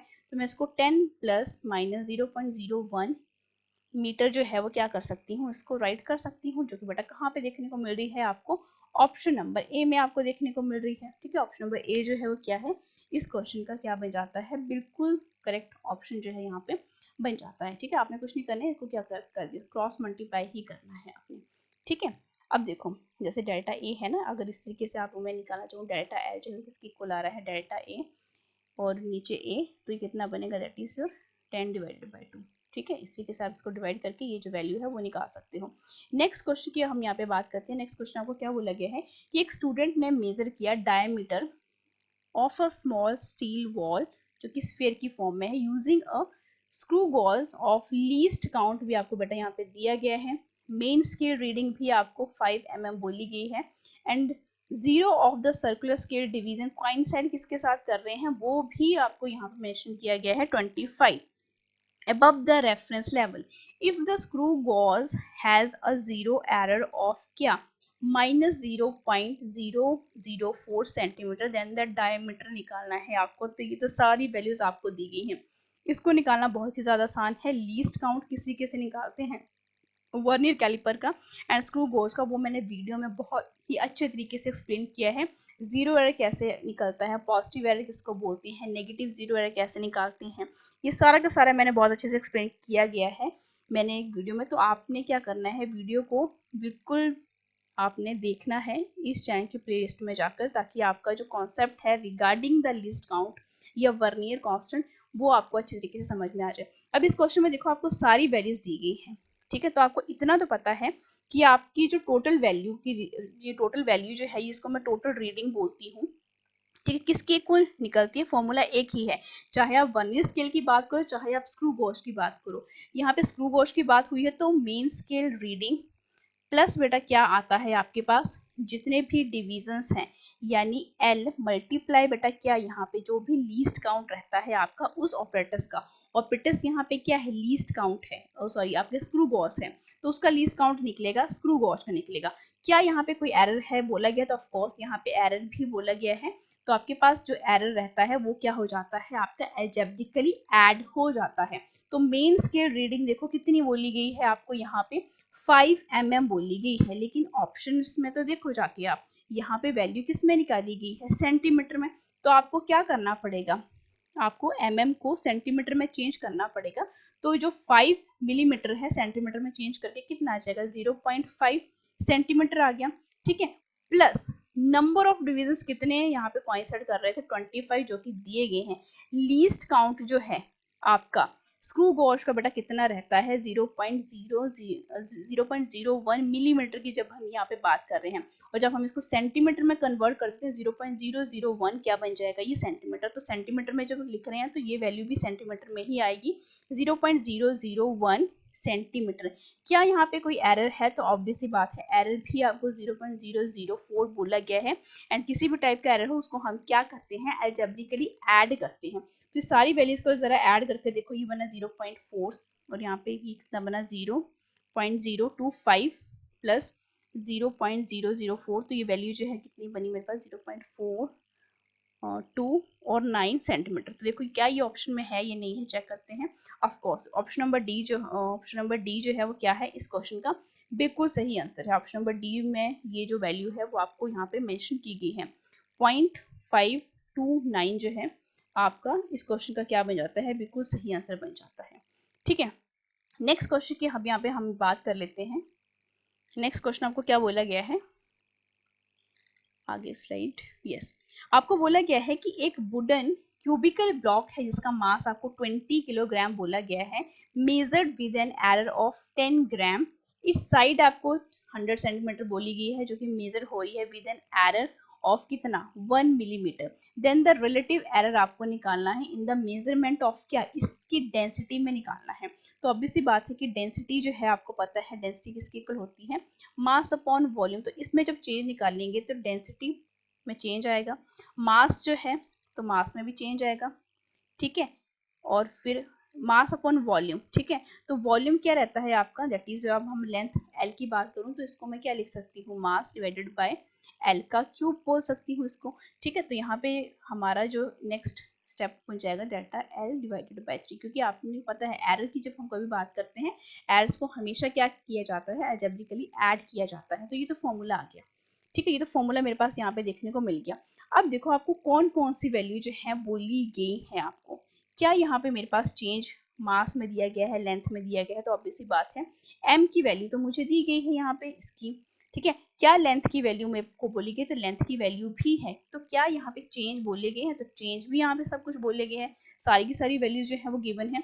तो मैंने क्या करना है, सिर्फ और सिर्फ आपकी फॉर्मूला में पुट कर देना है, दैट इज डेल्टा डेंसिटी, और यहाँ पे आप खुद देखो जरा आपके मास में कितना चेंज है, ठीक है, चेंज इन मास, तो मास कितना बोला गया है आपको, 10 ग्राम बोला गया है, 10 ग्राम है ये, ठीक है, 10 ग्राम बोलने का मतलब क्या है, तो ये यहाँ तो बेटा ये देखो किसमें किलोग्राम में है, तो मैं क्या करूंगी, इसको ग्राम को किलोग्राम में कन्वर्ट कर दूंगी, तो मल्टीप्लाई किसके साथ कर दूंगी, 10⁻³ किलोग्राम, ठीक है, इसको मैं यूनिट्स अगर यहाँ पे नहीं लिखती हूँ, ठीक है, अभी तक यहाँ पे नहीं लिखते हैं, ठीक है। अब देखो आपको क्या बोला है कि डिवाइडेड बाय क्या, ओरिजिनल मास कितना बोला गया है 20, तो 20 मैंने यहाँ पे लिख दिया, प्लस 3 डेल्टा एल आपको क्या बोला गया है 1 mm, ठीक है, ध्यान से देखते चलो, और यहाँ पर लेंथ किस में है, सेंटीमीटर में, तो मुझे मिलीमीटर को किस में जाना पड़ेगा, सेंटीमीटर में जाना पड़ेगा, ठीक है। तो मैं क्या करती हूँ 3 इंटू आपके पास, इसको अगर मैं चेंज करना चाहूँ तो बेटा किस में हो जाएगा ये 0.1, ठीक है, डिवाइडेड बाय क्या, ओरिजिनल लेंथ कितनी बोली गई है, दैट इज 100 सेंटीमीटर, तो 100 सेंटीमीटर मेरे पास इस तरीके से आ गया। अब देखो एक जीरो जो है वो एक जीरो के साथ कैंसिल आउट होगी, तो ये मेरे पास कितना बना, that is your 1 into 10⁻³ divided by 2, और यहाँ पर अगर मैं इसको और सॉल्व करूँ 0.3 डिवाइडेड बाई कितना बन गया 100, ठीक है। अब 1 को 2 के साथ कुछ डिवाइड करो तो ऑब्वियसली बात है यहाँ पे कितना आएगा, ये सिंपलीफाई करके 0.5 इंटू 10⁻³ प्लस 0.3 और ये क्या है आपके पास 10⁻³ क्या है -3 है, 3 है, तो ऊपर जब हम इसको लेके जाएंगे तो क्या बनेगा 10⁻3। अब पावर्स जो है वो क्या है देखो सेम है, तो आपके पास ये क्या बन जाएगा, सॉरी दिस इज बेटा 3, लेट मी करेक्ट दिस, 0.3 है तो यहाँ पे बेटा ये 3 है, क्योंकि हम पावर्स भी तो क्या कर रहे हैं इस तरीके से, ठीक है, 10⁻3, ये इसको मैंने क्या किया सिंप्लीफाई कर लिया है, दैट इज 3 डिवाइडेड बाय एक जीरो नीचे आ गई इस तरीके से, ठीक है। तो ये क्या बना 3 इंटू 10⁻, क्या बन गया ये -3, तो इसको मैंने कहाँ कर दिया यहाँ पे ऐड कर दिया। अब ये पावर्स जो है बेटा सेम है, तो आपके ये क्या हो जाते हैं, आपके ऐड हो जाते हैं बेसिस, तो 3.5 इंटू 10⁻, क्या बना आपके पास -3, तो क्या कहीं पर ये ऑप्शन में है, ऑब्वियसली बात है आपके ऑप्शन नंबर सी में ये देखने को मिल रही है, ठीक है। बस अपनी कैलकुलेशन में थोड़ा सा ध्यान रखना है, आपकी कैलकुलेशन जो है वो गलत नहीं होनी चाहिए, ठीक है। केवल ऑप्शंस से भी पता लग जाता है कि आपने क्वेश्चन को किस तरीके से सॉल्व करना है। नेक्स्ट क्वेश्चन की तरफ बढ़ते हैं, बोला गया है 1% 2% एरर आपको किसमें बोली गई है, मास एंड डेंसिटी में, तो ये एरर किसमें है बेटा आपके मास में है, ये वाला किसमें है आपका डेंसिटी में है, ठीक है। लिखते चलो साथ साथ में, of a cube respectively then the error in the measurement of length, तो ऑब्वियसली बात है कि आपको इतना तो पता है कि जब डेंसिटी की बात हुई तो डेंसिटी क्या रहता है मास अपॉन वॉल्यूम, तो ये लेंथ एल की क्यूब, ठीक है। तो इतना तो आपको यहाँ पे पता लगा, तो मुझे किसका चाहिए, लेंथ का ही तो चाहिए, ठीक है, लेंथ का ही तो चाहिए मुझे, तो यहाँ पे लेंथ आपको क्या बोला गया डेंसिटी ऑफ अ क्यूब।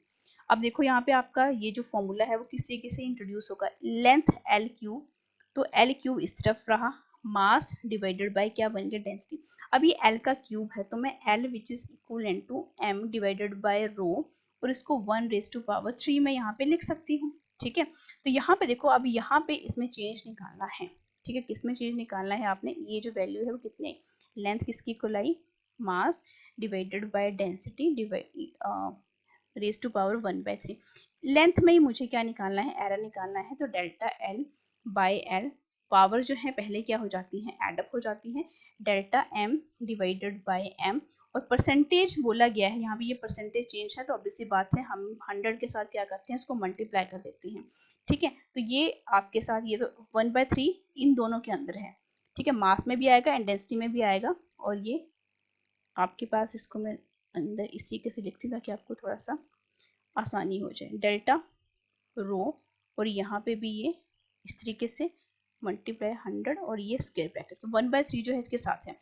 अब आपको देखो क्या मेरे पास ये परसेंटेज एरर बोला गया है, ऑब्वियसली बात है मुझे ये दिया गया है कितना है ये 1% है, क्या ये वाला मुझे परसेंटेज एरर बोला गया है, ऑब्वियसली बात है मुझे ये दिया गया है, तो मैं क्या करूंगी कि delta L divided by L, अब ये क्या बन गया परसेंटेज एरर बन गया 100% के साथ, तो मल्टीप्लाई किसके साथ हो गया ये 100 के साथ हो गया, यहाँ पे क्या बचा 1/3 और अंदर के कौन कौन से एरर हैं 1% है एंड 2% है जो कि मुझे मास एंड डेंसिटी में ऑलरेडी क्वेश्चन में दिए गए हैं। तो ये कितना बना 3 और यहाँ पे ये 3% ही है तो 3 के साथ 3 कैंसिल आउट हो गया तो ये कितना बना ओनली 1% जो कि बेटा कहाँ पे है आपके ऑप्शन नंबर ए में है।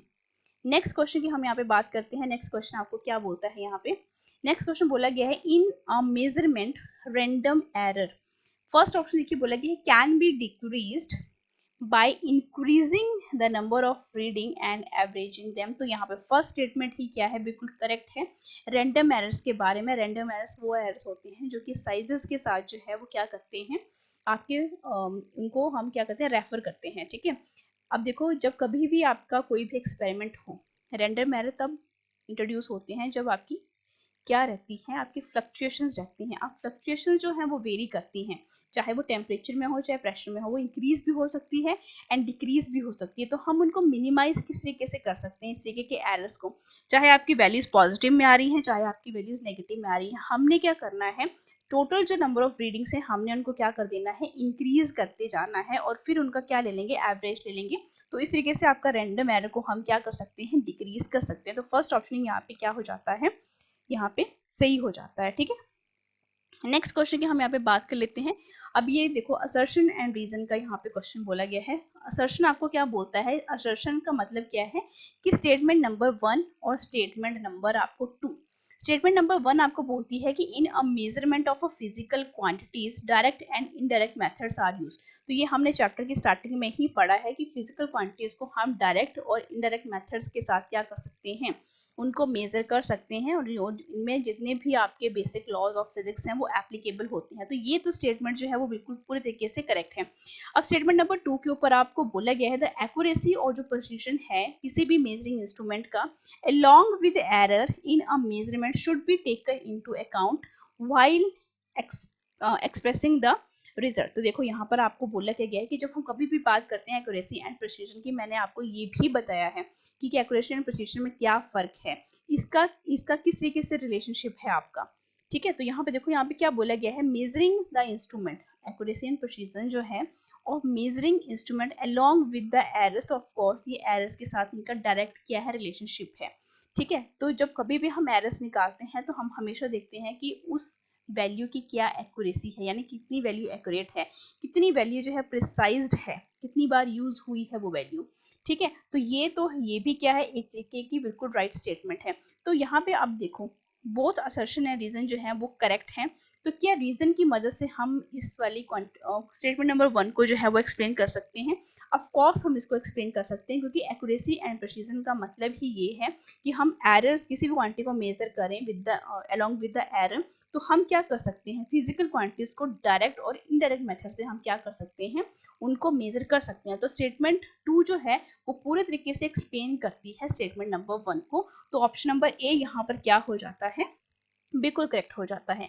नेक्स्ट क्वेश्चन की हम यहाँ पे बात करते हैं बोला गया है dimensions in mass length and times of the term a divided by v का square in the vendor wall equation. तो वेंडर वॉल इक्वेशन की यहाँ पे बात हुई है और वेंडर वॉल जो इक्वेशन रहती है वो आपको पता है that is p plus a divided by v का क्या स्क्वायर। अब ये v यहाँ पे कैपिटल है ठीक है तो मैं यहाँ पे कैपिटल ही लिखती हूँ और यहाँ पर क्या रहता है इंटू v और यहाँ पे क्या रहता है कॉन्स्टेंट v और यहाँ पे ये वेंडर वॉल की इक्वेशन है।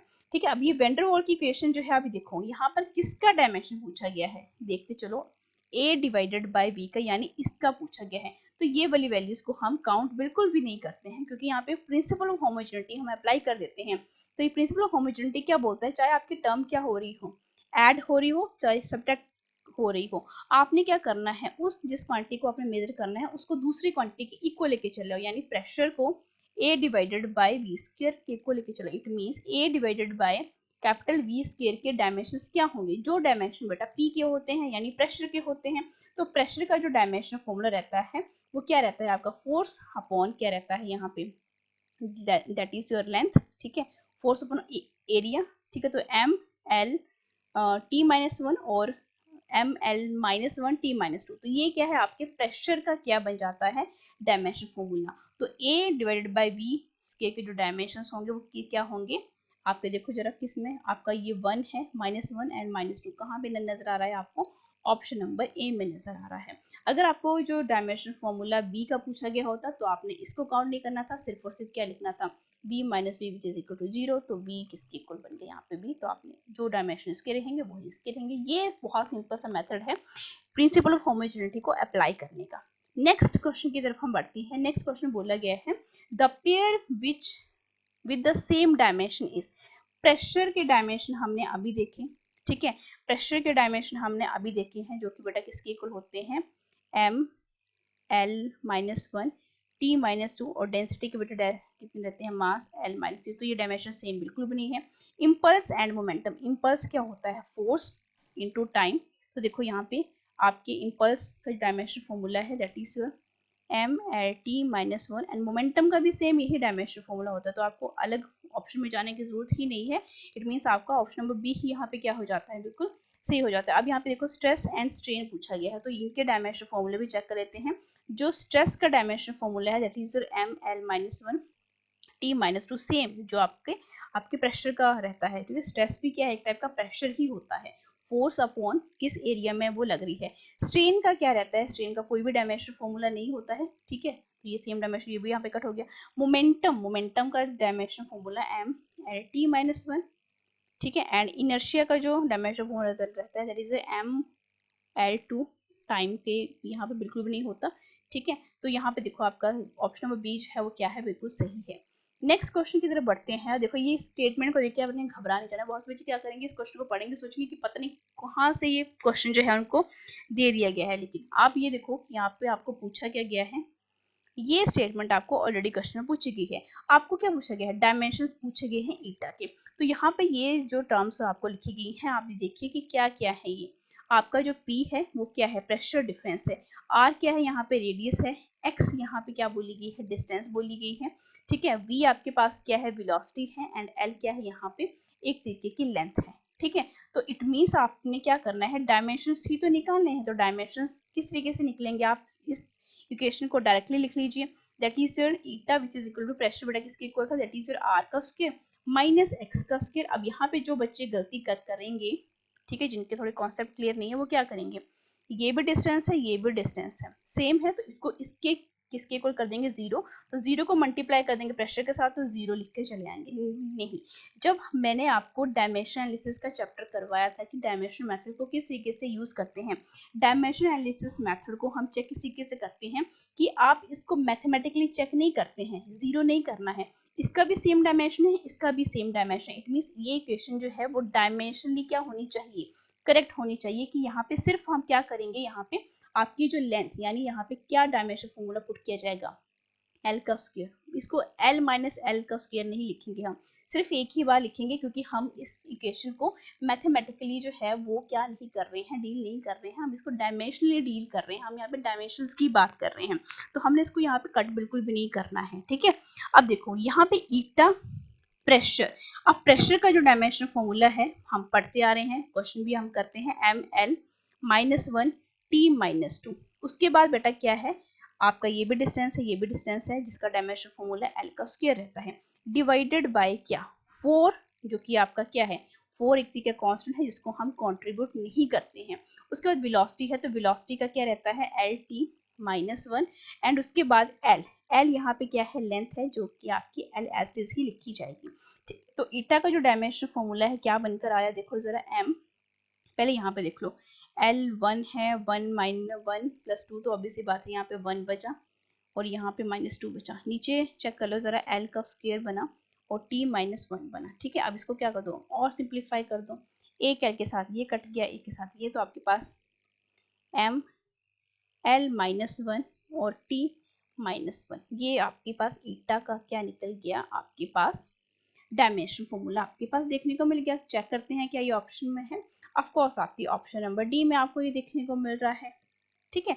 नेक्स्ट क्वेश्चन की अब यहाँ पे हम बात कर लेते हैं। नेक्स्ट क्वेश्चन क्या है, देखो ये भी लंबा क्वेश्चन है, लेकिन जिस तरीके से आपको कॉन्सेप्ट अगर पता है तो जितनी मर्जी लंबी स्टेटमेंट के क्वेश्चन आ जाए, जैसे मर्जी घुमा फिरा के पूछा जाए, कॉन्सेप्ट अगर आपको पता है तो आप कोई भी क्वेश्चन जो है बहुत आसानी से निकालोगे। यहाँ पे स्क्रू गॉश की बात हुई है जिसके सिर्फ 50 डिविजन्स हैं, ध्यान से देखते चलना, 100 डिविजन्स होते हैं जनरली, लेकिन यहाँ पे 50 डिविजन्स की बात हुई है, तो ये तो फर्स्ट आपको दिया गया है।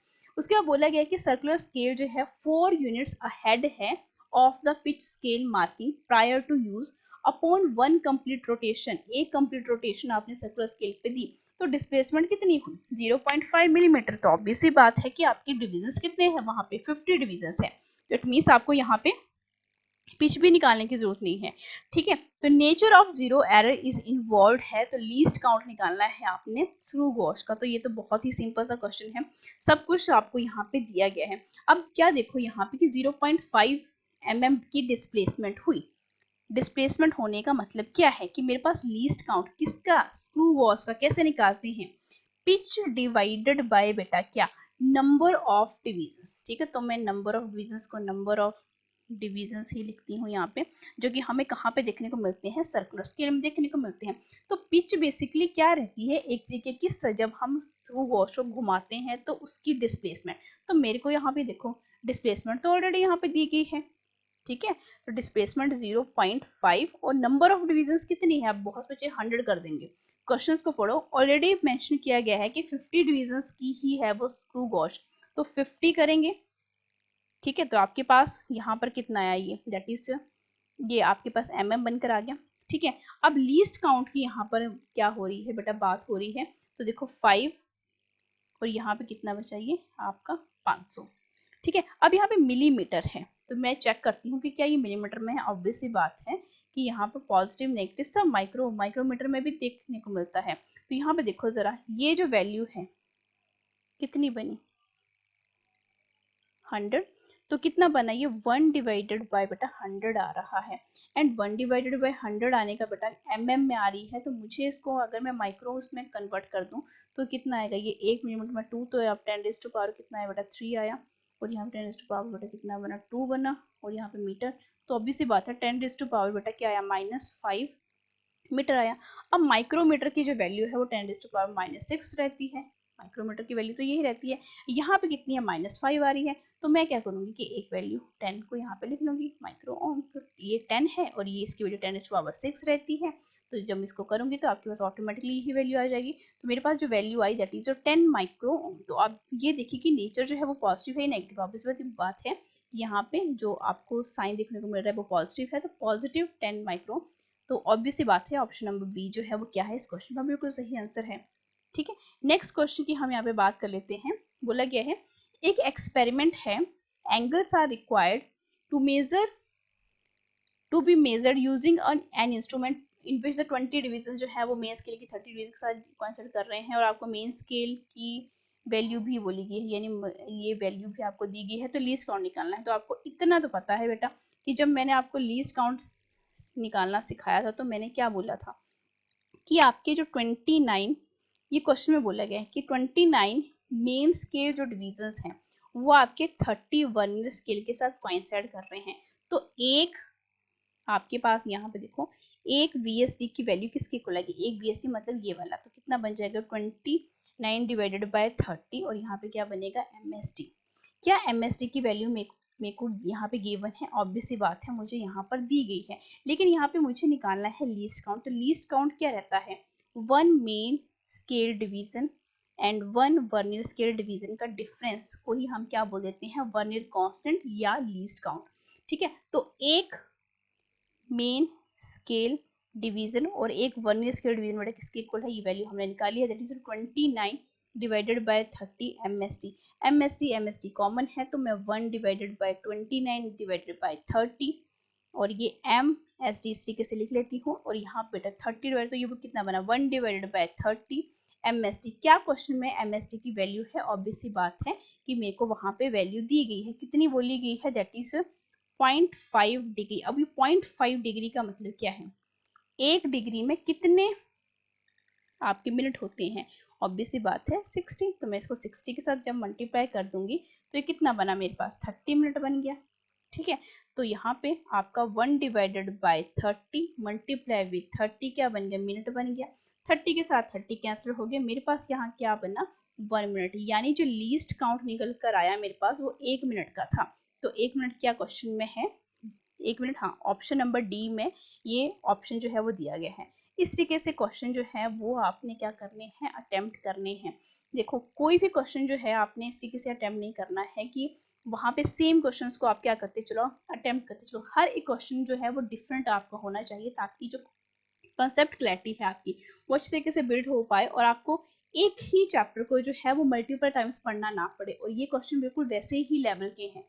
अब देखो नेक्स्ट क्वेश्चन आपको क्या बोला गया है, एक स्टूडेंट ने मेजर किया डायमीटर स्मॉल स्टील बॉल का यूजिंग ये बेटा हम पहले क्वेश्चन कर चुके हैं, ठीक है, आपने देखा होगा ये क्वेश्चन हम पहले कर चुके हैं जिसका ये आंसर आया था, दोबारा से रिपीट हो गया है।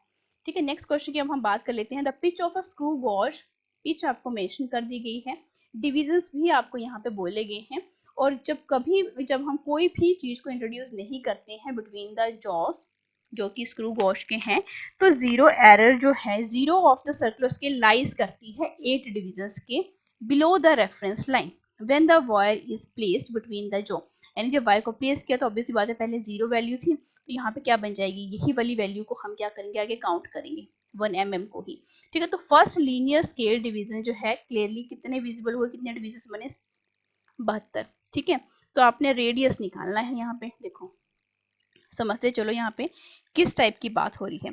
आपको यहाँ पर क्या बोला गया, देखो आपको बोला गया है कि जो पिच है आपके स्क्रू गॉश की, जब कुछ भी आपने देखा है तो आप यहाँ पे खुद देखो, जो पिच आपको बोली गई है सबसे पहले लीस्ट काउंट किसका, स्क्रू गॉश का, जो कि बेटा किसके इक्वल होता है, पिच डिवाइडेड बाय जो नंबर ऑफ डिविजन्स कहाँ पर होते हैं, सर्कुलर स्केल में होते हैं, इतना तो आपको पता है। अब पिच आपको बोली गई है 1 mm बोली गई है, डिवाइडेड बाय कितने डिविजन है, 100। तो अब सी बात है कि यहाँ पर आपका जो लीस्ट काउंट निकल कर आया वो 0.01 mm निकल कर आया। ठीक है, अगर इसको सेंटीमीटर में अगर देखते हैं क्वेश्चन में, आपका रेडियस ऑफ वायर आपने ऑप्शन बेटा नहीं है, इट मींस हमें ये आपको डायरेक्ट ही निकालना पड़ेगा। ठीक है, डायरेक्ट निकाल के देखते हैं। 0.1 mm आपको ये बोला गया, इतना तो आपको समझ में आ गया होगा। अब यहाँ पे किसकी बात हुई है कि जब हमने कुछ भी जॉस के बीच में नहीं रखा है तो इट मींस वहां पर आपकी जो मेन स्केल रीडिंग है वो तो जीरो ही आएगी। ठीक है, तो यहाँ पे जो पॉजिटिव जीरो एरर है, positive zero error, positive zero error आ गया। पॉजिटिव जीरो एरर कब आता है, जब आपकी मेन स्केल रीडिंग जो है यानी MSR plus N into least count. ठीक है, तो मेन स्केल रीडिंग में कुछ भी नहीं हमने पुट किया है जॉस के बीच में, तो जीरो ही आएगा। नंबर ऑफ जो डिविजन थे वहां पे कितने बोले गए थे, 8 बोले गए थे, लीस्ट काउंट कितना निकला 0.01, तो बेटा किसकी वैल्यू आई 0.08 मिलीमीटर यहाँ तक आ गया। ठीक है, अब देखो जो मेन स्केल रीडिंग जो है, अब ये तो आपका जीरो एरर आ गया। अब पीछे जाओ, बोला क्या गया है कि when the wire is placed, अब हमने वायर को जॉस के बीच में रख दिया है, तो फर्स्ट लीनियर जो स्केल डिवीजन थी वो क्लियरली विजिबल होगी। First linear scale, linear scale means आपकी जो रेफरेंस लाइन है तो वो कौन सी वाली हो रही है, फर्स्ट हो रही है, तो फर्स्ट को क्या बोलते हैं बेटा 1 mm। ठीक है, तो यानी मेन स्केल जो रीडिंग है वो कितनी आई आपके पास यहाँ पे, दैट इज योर 1 mm। तो उसके बाद जो हमारी जो डायमीटर यानी जिसको मैं टोटल रीडिंग अगर बोलूं तो बेटा वो कितनी आएगी, फर्स्ट जो आपकी मेन स्केल रीडिंग आएगी, उसके बाद जो आपके पास सर्कुलर स्केल रीडिंग होगी जो कि बेटा किसके इक्वल निकलती है, दैट इज इसको ही हम क्या बोलते हैं, सर्कुलर स्केल रीडिंग बोलते हैं। ठीक है, एन इनटू लीस्ट काउंट। ठीक है, तो मेन स्केल यानी बोला गया कि फर्स्ट लाइन के साथ जो है शो हो रही है जब हमने वायर डाली है, तो यानी फर्स्ट बिल्कुल यानी 1 mm। उसके बाद एन, कितनी डिविजन हमें देखने को मिली, देखो जरा पीछे 72। ठीक है, 72 और into least count, least count कितना है 0.01। ठीक है, तो यहाँ पे ये कितनी वैल्यू है, दैट इज 0.72 मिलीमीटर आपको ये देखने को मिली। अब टोटल रीडिंग यहाँ पे किस तरीके से, क्या जीरो एरर है, ऑब्वियसली बात है जीरो एरर तो था यहाँ पे, तो ये जीरो एरर क्या हो जाएगा, पॉजिटिव जीरो एरर को हम क्या करते हैं बेटा सब्ट्रैक्ट करते हैं। ठीक है, अब ये सब्ट्रैक्ट क्यों किया किसी क्वेश्चन में, किसी क्वेश्चन में ऐड क्यों किया, तो इसके लिए आपको जो है वो वीडियो सेक्शन में जाना पड़ेगा, वहां पर आपको चैप्टर जो है इस टॉपिक को अच्छे तरीके से देखना पड़ेगा। ये पॉजिटिव जीरो एरर है, जब कुछ भी प्लेस नहीं किया है तो उसको हम क्या करते हैं, उसको हम सब्ट्रैक्ट करते हैं, जो कि बेटा किसके को था 0.08, तो यहीं पे सब्ट्रैक्ट कर लेंगे, दैट इज योर mm। ठीक है, तो ये कितना बना, that is your 1, main scale reading यहाँ पे बेटा यहाँ पे 1 है। ठीक है, this is your 1, let me correct this, 0.1 लिख रही हूँ मैं इसको, यस ये 1 है। 1.72 को हम इससे क्या करेंगे, सब्ट्रैक्ट करेंगे तो 1.64 mm यहाँ पर आपको देखने को मिलेगा। तो ये तो होगी मेरे पास टोटल रीडिंग। अब क्वेश्चन में जाओ जरा, क्वेश्चन में आपको क्या पूछा गया था, मुझे रेडियस चाहिए वायर का, ठीक है, रेडियस चाहिए वायर का। तो रेडियस बेटा क्या होता है, जितना डायमीटर मैंने निकाला, ये डायमीटर ही तो मेजर कर रहे थे क्वेश्चन में, देखो जरा सारा का सारा, ये सारा का सारा क्या था, डायमीटर ही तो निकालते हैं हम आपके स्क्रू गॉश की मदद से। तो डायमीटर रेडियस क्या होता है, डायमीटर का कर दो हाफ, ठीक है। तो 1.64 डिवाइडेड बाय 2 जब मैं इसको करूंगी तो 0.82 mm आपको ये देखने को मिल जाएगा। तो यही क्या है, आपका रेडियस है उस वायर का। नेक्स्ट क्वेश्चन की तरफ हम बढ़ते हैं। बोला गया है कि लीस्ट काउंट जो है of the main scale of a screw gauge is 1 mm, ठीक है, ध्यान से देखते चलना। The minimum number of divisions on its circular scale required to measure 5 micrometer diameter of the wire is. देखो बहुत सिंपल सा क्वेश्चन है, बहुत सिंपल सा क्वेश्चन है। बोला क्या गया है, लीस्ट काउंट। तो least count that is your pitch, ठीक है। पिच आपको कितनी बोली गई है, 1 मिलीमीटर, ठीक है। लीस्ट काउंट आपको मेंशन किया गया है, पिच आपको क्या बोली गई है, दैट इज योर, आपने वो मेजर करनी है। तो आप खुद देखो जरा, लीस्ट काउंट आपको क्या बोला गया है, 1 mm। 1 mm का मतलब क्या है, 10⁻³ मीटर, ठीक है। पिच अब आपको स्क्रू गॉश की कितनी मिलेगी, दैट इज 10⁻⁻3, ठीक है। अब लीस्ट काउंट जो है आपको कितना मेजर करना है, 5 माइक्रोमीटर, यानी 5 × 10⁻⁻6 मीटर। तो लीस्ट काउंट बेटा क्या होता है, that is your pitch divided by क्या, जो नंबर ऑफ डिवीजन जो कि हमें सर्कुलर स्केल में देखने को मिल रही हैं। तो लीस्ट काउंट से बेटा कितना निकला, ये देखो 5 × 10⁻⁻6। पिच आपने यहाँ पे कितनी निकाली थी, जो स्क्रू गॉश की थी, जो मेन स्केल के साथ जो है वो क्या हो रही थी, कौन सा, दिस इज बेटा पिच है ये, ठीक है, दिस इज योर पिच, ठीक है। तो पिच कितनी आई आपके पास, 10⁻⁻3। अब आपके पास जो n है इसकी वैल्यू नहीं है, तो इसको मैं एज इट इज n ही लिख देती हूँ। तो इसको मैं इस तरफ लेके गई, ठीक है, 10⁻3, 5 × 10⁻⁻6। तो बेटा कितना आया ये, दैट इज 0.2 × 10⁻, क्या बना ये 3, ठीक है। तो यहाँ पर क्या आया, that is your 2 divided bye 10 और 10⁻3 एक साथ, तो कितना बना बेटा 200, ठीक है। तो चेक करते हैं कि क्या आपका 200 है, ऑब्वियस सी बात है आपके ऑप्शन नंबर बी में आपको ये दिया गया है, ठीक है। यहाँ पे सब कुछ बोला गया है आपको, ठीक है। मेंस के स्क्रू गॉश की क्या क्या आपको निकालनी है और कितना आपने आगे से मेजर करते जाना है इस क्वेश्चन को। नेक्स्ट क्वेश्चन की आप यहाँ पे बात कर लेते हैं। बोला क्या गया है कि length is measured using a vernier system whose main scale is 30 centimetre long with 600 division. आपको बोला गया 19, और ये देखो लीस्ट काउंट निकालना है आपने यहाँ पे। अब देखो लीस्ट काउंट आपको पता है, या वर्नियर कांस्टेंट कैसे निकालते हैं, difference between 1 MSD and 1 VSD, ठीक है। और अब देखो यहाँ पर आपको क्या बोला गया है, MSD निकालना पड़ेगा। तो मैं कैसे निकालूंगी, विच इज इक्विवेलेंट टू जो भी आपकी लेंथ है मेन स्केल की, ठीक है, लेंथ जो कि किसकी है, मेन स्केल की, डिवाइडेड बाय बेटा क्या, नंबर ऑफ डिविजन्स, ठीक है। अब यहाँ पे देखो आपको जो जो क्वेश्चन में बोला गया है वो पुट कर दे। लेंथ आपको कितनी बोली गई है, दैट इज 30 सेंटीमीटर बोली गई थी, डिविजन्स कितने थे, 600 थे। तो ऑब्वियस सी बात है 0 से 0 कैंसिल आउट होगी, तो आपके पास ये कितना बना, 5 × 10⁻⁻4 मीटर आपको देखने को मिल गया, दैट इज योर 1 MSD, ठीक है। अब 1 VSD की जो वैल्यू है वो तो आपको पता ही है कि आपकी दैट इज 19 डिवाइडेड बाय 20। हम इसको हम दोबारा से थोड़ी लिखेंगे, इसको हम डायरेक्टली ही ऐसे लिखेंगे। तो 19 डिवाइडेड बाय 20 और MSD की वैल्यू हमने यहाँ से निकाली है, पुट कर दो 5 × 10⁻⁻4 क्या मीटर है। तो देखो आपका 5 4 और ये कितना बना, दैट इज 1675, हाँ 4.75 × 10⁻, क्या बना मेरे पास ये। अब पूछा क्या गया है, लीस्ट काउंट पूछा गया है। तो लीस्ट काउंट क्या रहता है, 1 MSD - 1 VSD। तो MSD की वैल्यू को आप इसके साथ क्या कर दो, सब्ट्रैक्ट कर दो, ठीक है। लीस्ट काउंट कितना निकला, 5 - 4.7 और मल्टीप्लाई क्या है, ये दोनों की पावर कितनी है, -4 ही है। तो कितना है ये 0.025 मिलीमीटर, ठीक है, क्योंकि हमें यहाँ क्वेश्चन में सारे के सारे ऑप्शन जो है वो मिलीमीटर में है। तो इट मीन्स आपको ऑप्शन नंबर जो डी है वो क्या हो जाता है, यहाँ पे करेक्ट हो जाता है। नेक्स्ट क्वेश्चन की तरफ बढ़ते हैं। नेक्स्ट क्वेश्चन देखो, अब ये क्वेश्चन जो है वो बहुत से बच्चे जो है इसको गलत भी करेंगे।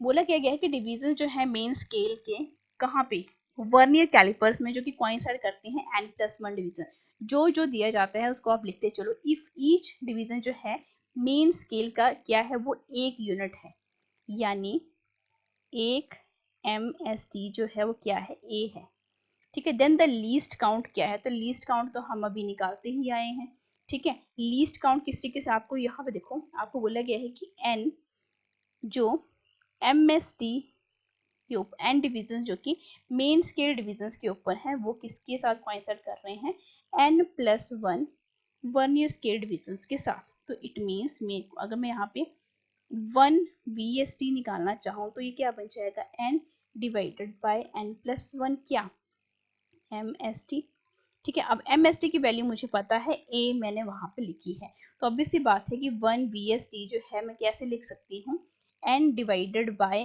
n+1, और MSD की वैल्यू कितनी है, A, जो कि मुझे यहाँ क्वेश्चन में ही यहाँ पे बोली गई है, ठीक है। अब मुझे क्या निकालना है, लीस्ट काउंट निकालना है या वर्नियर कॉस्ट निकालना है, जो कि डिफरेंस है 1 MSD का एंड 1 VSD का, ठीक है।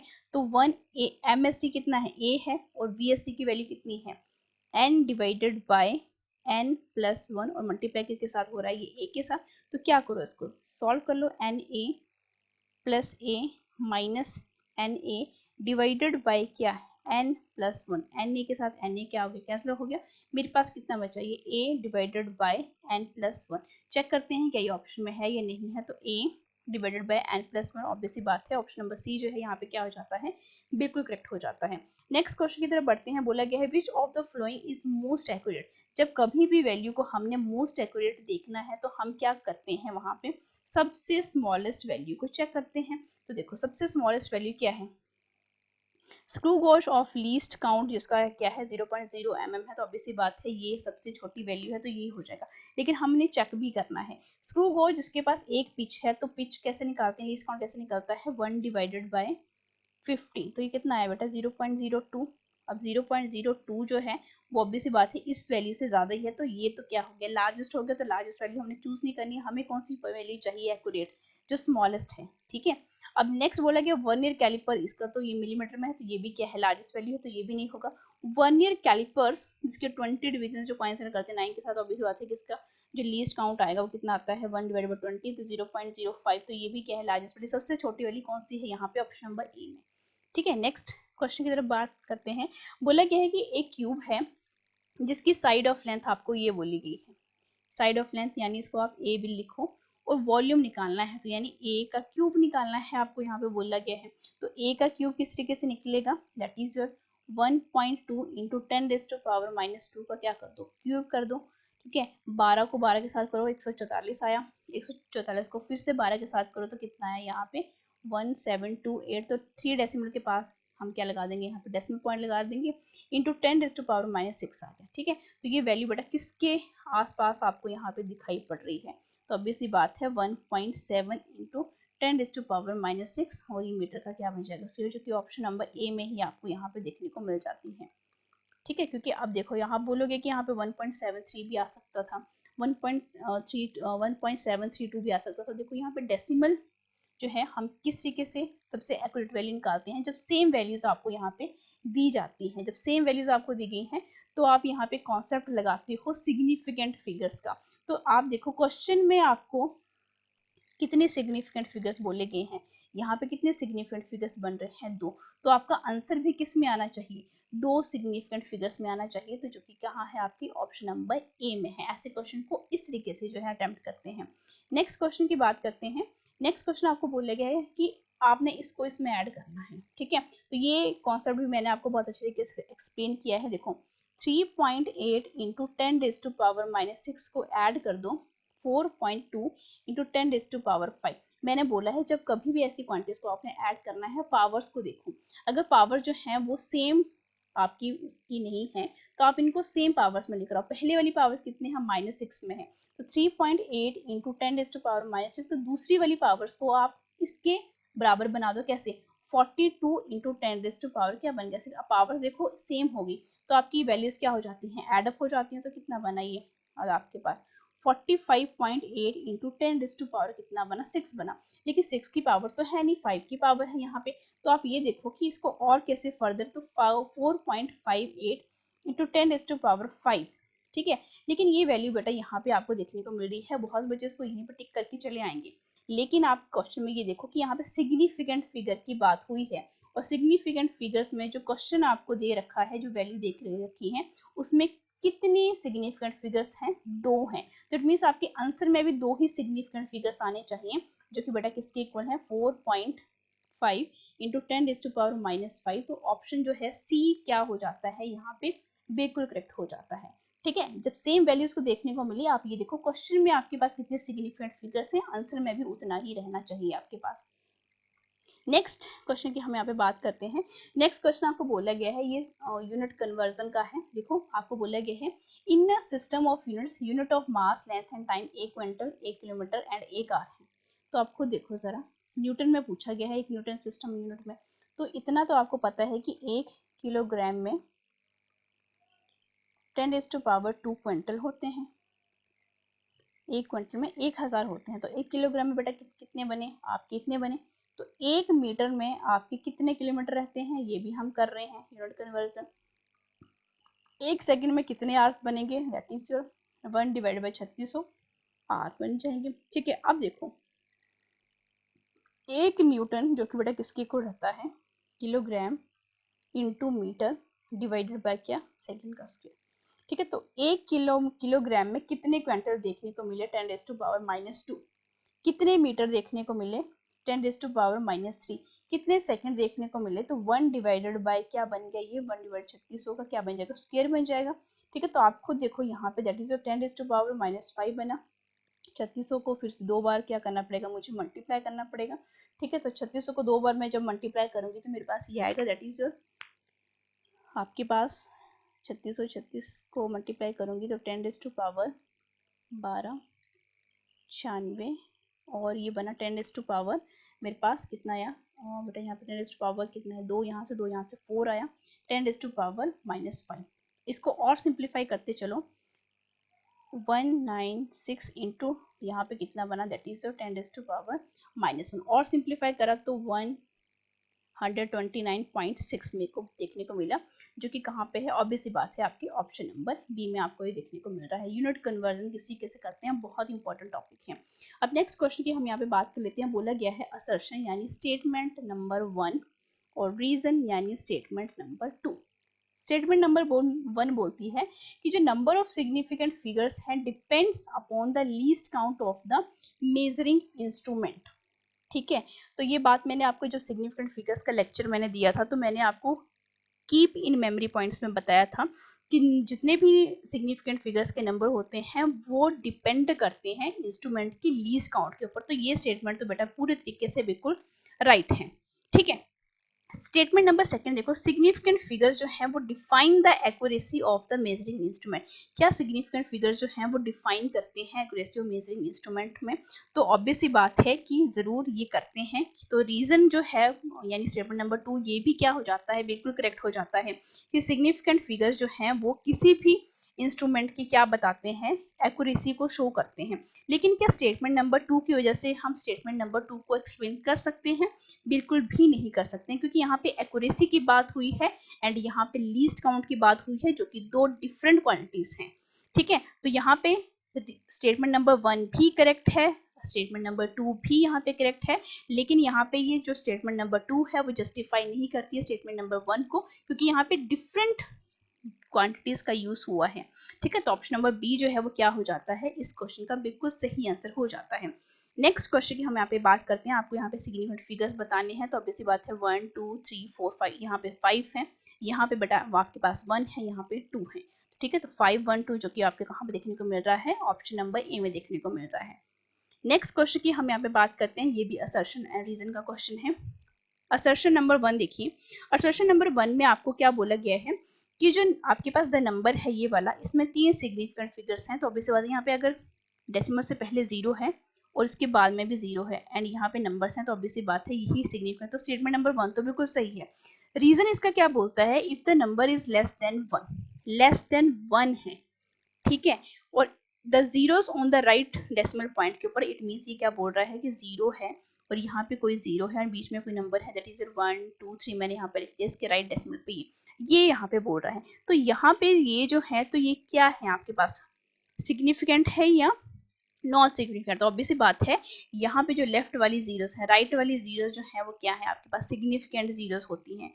जो राइट हैंड साइड के ऊपर होती हैं वो सिग्निफिकेंट है, एंड लेफ्ट हैंड साइड के ऊपर जो सिग्निफिकेंट फिगर्स में काउंट नहीं होती हैं। तो स्टेटमेंट नंबर आपकी जो 2 है या रीजन है वो भी क्या है, पूरे तरीके से करेक्ट है। और इसी बेसिस के ऊपर हम इसको क्या कर सकते हैं, एक्सप्लेन कर सकते हैं, क्योंकि यही आपको यहाँ पे इस ऑप्शन में भी आपको क्या बोला गया है, आपको यही स्टेटमेंट जो है वो शो कर रहा है। तो इट मीन्स आपका बोथ असर्शन एंड रीजन जो है ट्रू है, एंड आर जो है वो करेक्ट एक्सप्लेनेशन है आपकी किसकी, आपके असर्शन की। तो ऑप्शन नंबर ए बिल्कुल यहाँ पे क्या हो जाता है, सही हो जाता है। नेक्स्ट क्वेश्चन यहाँ पे बोला गया है कि जीरो एरर बिलोंग करता है कौन सी कैटेगरी को? तो जीरो एरर जो है आपने देखा ही होगा, जिस तरीके से हमने किसकी बात करी है, वर्नियर कैलिपर्स की बात करी है, एंड उसके बाद हमने बात करी है आपके स्क्रू गॉश की। तो वहां पे जीरो एरर आ रहा है, जीरो एरर चाहे वो पॉजिटिव है चाहे वो नेगेटिव है, ठीक है। तो ये किस में देखने को मिलता है, आपके इंस्ट्रूमेंटल में। और इंस्ट्रूमेंट कौन कौन से हैं, आपके वर्नियर कैलिपर हैं एंड स्क्रू गॉश हैं। तो जीरो एरर किस टाइप का एरर है, एक तरीके का इंस्ट्रूमेंटल एरर है, ठीक है। तो आपका ऑप्शन नंबर बी जो है यहाँ पे क्या हो जाता है, बिल्कुल सही हो जाता है। नेक्स्ट क्वेश्चन की हम यहाँ पे बात करते हैं। बोला गया है टू क्वांटिटीज हैं x एंड y जो कि डिफरेंट डायमेंशंस हैं, which mathematical operation given below is physically meaningful. देखो दो फिजिकल क्वांटिटी जो कि डिफरेंट डायमेंशंस के साथ हैं, डिफरेंट डायमेंशंस के साथ हैं, यानी अगर हम इनको डिवाइड करो तो ये डिवाइड हो जाती हैं, ठीक है। अगर हम इसको प्लस करेंगे तो ये आपका डायमेंशनली करेक्ट नहीं होती है, चाहे इनको हम सब्ट्रैक्ट करें। तो मीनिंगफुल जो है यहाँ पे क्या है आपके पास, x बाय, यानी हम इन दोनों फिजिकल क्वांटिटीज को अगर हम डिवाइड करते हैं तो ऑब्वियस सी बात है कि मैथमेटिकल ऑपरेशन जो है क्या लगना चाहिए आपका, ये वाला लगना चाहिए, ठीक है। नेक्स्ट क्वेश्चन की हम यहाँ पे बात करते हैं, ये लास्ट क्वेश्चन है इस वीडियो का। यहाँ पर बोला गया है match the following, angular momentum बोला गया है, ठीक है, that is your M V R. उसके बाद आपको टॉर्क बोला गया है एम वी आर, देखो mass velocity L L T minus 1, और यहाँ पे क्या है बेटा आपके पास लेंथ। तो यहाँ पे देखो M L two T minus 1। तो इट मीन्स ए जो है वो किसके साथ यहाँ पे कोइंसाइड कर रहा है, किसके साथ, 4 के साथ। तो ए जो है वो 4 के साथ। टॉर्क जो है वो क्या रहता है आपको, force into perpendicular distance. Force का क्या रहता है, M L T minus 2, mass into acceleration, और साथ में क्या है आपके पास डिस्टेंस है। तो क्या बन गया ये टॉर्क का, M L two T minus 2, जो कि बेटा किसके साथ आपका मैच कर रहा है ये, यानी बी जो है वो किसके साथ मैच कर गया आपका, 3 के साथ मैच कर रहा है। ग्रेविटेशनल कांस्टेंट देखो यहाँ पे सी डी ए 3, और ये बोला गया है, यानी कोई भी हमने यहाँ पे ग्रेविटेशनल कांस्टेंट की जो वैल्यू है g which is equivalent to F R का स्क्वायर डिवाइडेड बाय एम का स्क्वायर। एफ यानी आपके पास force that is your M L T minus 2 length का स्क्वायर डिवाइडेड बाय क्या, एम का स्क्वायर, ठीक है। तो कितना बना ये, that is your M minus 1 L 3 and T minus 2, जो कि यहाँ पे कहीं पर भी आपको ऑप्शन में देखने को मिल नहीं रहा है। तो सी जो है वो किसी के साथ भी मैच यहाँ पे नहीं हो रहा है। तो सी 2 के साथ यहाँ पे बताया गया है, सी यहाँ पे इसके साथ बताया गया है। तो ए एंड सी ऑप्शन जो है वो डायरेक्टली यहाँ से कट हो जाते हैं, बचे आपके बी एंड डी ऑप्शन। तो टेंशन को भी देख लेते हैं। टेंशन क्या रहती है आपके पास, फोर्स डिवाइडेड बाय क्या रहती है आपके पास, लेंथ। तो फोर्स क्या बनती है आपके पास, M L T minus 2 divided by बेटा क्या, लेंथ, ठीक है। तो आपके पास लेंथ के साथ लेंथ यहाँ पे क्या होगी, कैंसल आउट होगी। तो आपको यहाँ पे क्या देखने को मिला, that is your M T minus 2, जो कि ऑब्वियस सी बात है किसके साथ मैच हो रहा है, आपका जो डी है मैच हो गया ये 2 के साथ। तो आप खुद देखो ए 4 के साथ, तो ए 4 के साथ ऑब्वियस सी बात है बी 3 के साथ मैच हुआ, तो ऑब्वियस सी बात है ये मैच हुआ। उसका बी 2 के साथ मैच नहीं हो रहा है, ए 1 के साथ मैच नहीं। तो आपका ऑप्शन नंबर कौन सा सही हो जाता है, ऑप्शन नंबर बी यहाँ पे बिल्कुल सही हो जाता है। अब इसी के क्वेश्चन जो है हमने यहाँ पे देखो सारे के सारे टाइप के क्वेश्चन हमने यहाँ पे कर लिए हैं, हर एक कॉन्सेप्ट के ऊपर जो आपको देखने को मिलते हैं। तो ये वीडियो जो है मैक्सिमम स्टूडेंट के साथ जो है वो शेयर होनी चाहिए। मिलते हैं नेक्स्ट वीडियो के साथ। नेक्स्ट आपका चैप्टर जो है काइनेमेटिक्स हम शुरू करेंगे, एंड उसके बेसिस के ऊपर भी हम ऐसे ही डिफरेंट टाइप के क्वेश्चंस को देखने वाले हैं, जो कि बहुत इंपॉर्टेंट रहते हैं आपकी नीट 2024 एग्जामिनेशन के लिए। Thank you so much.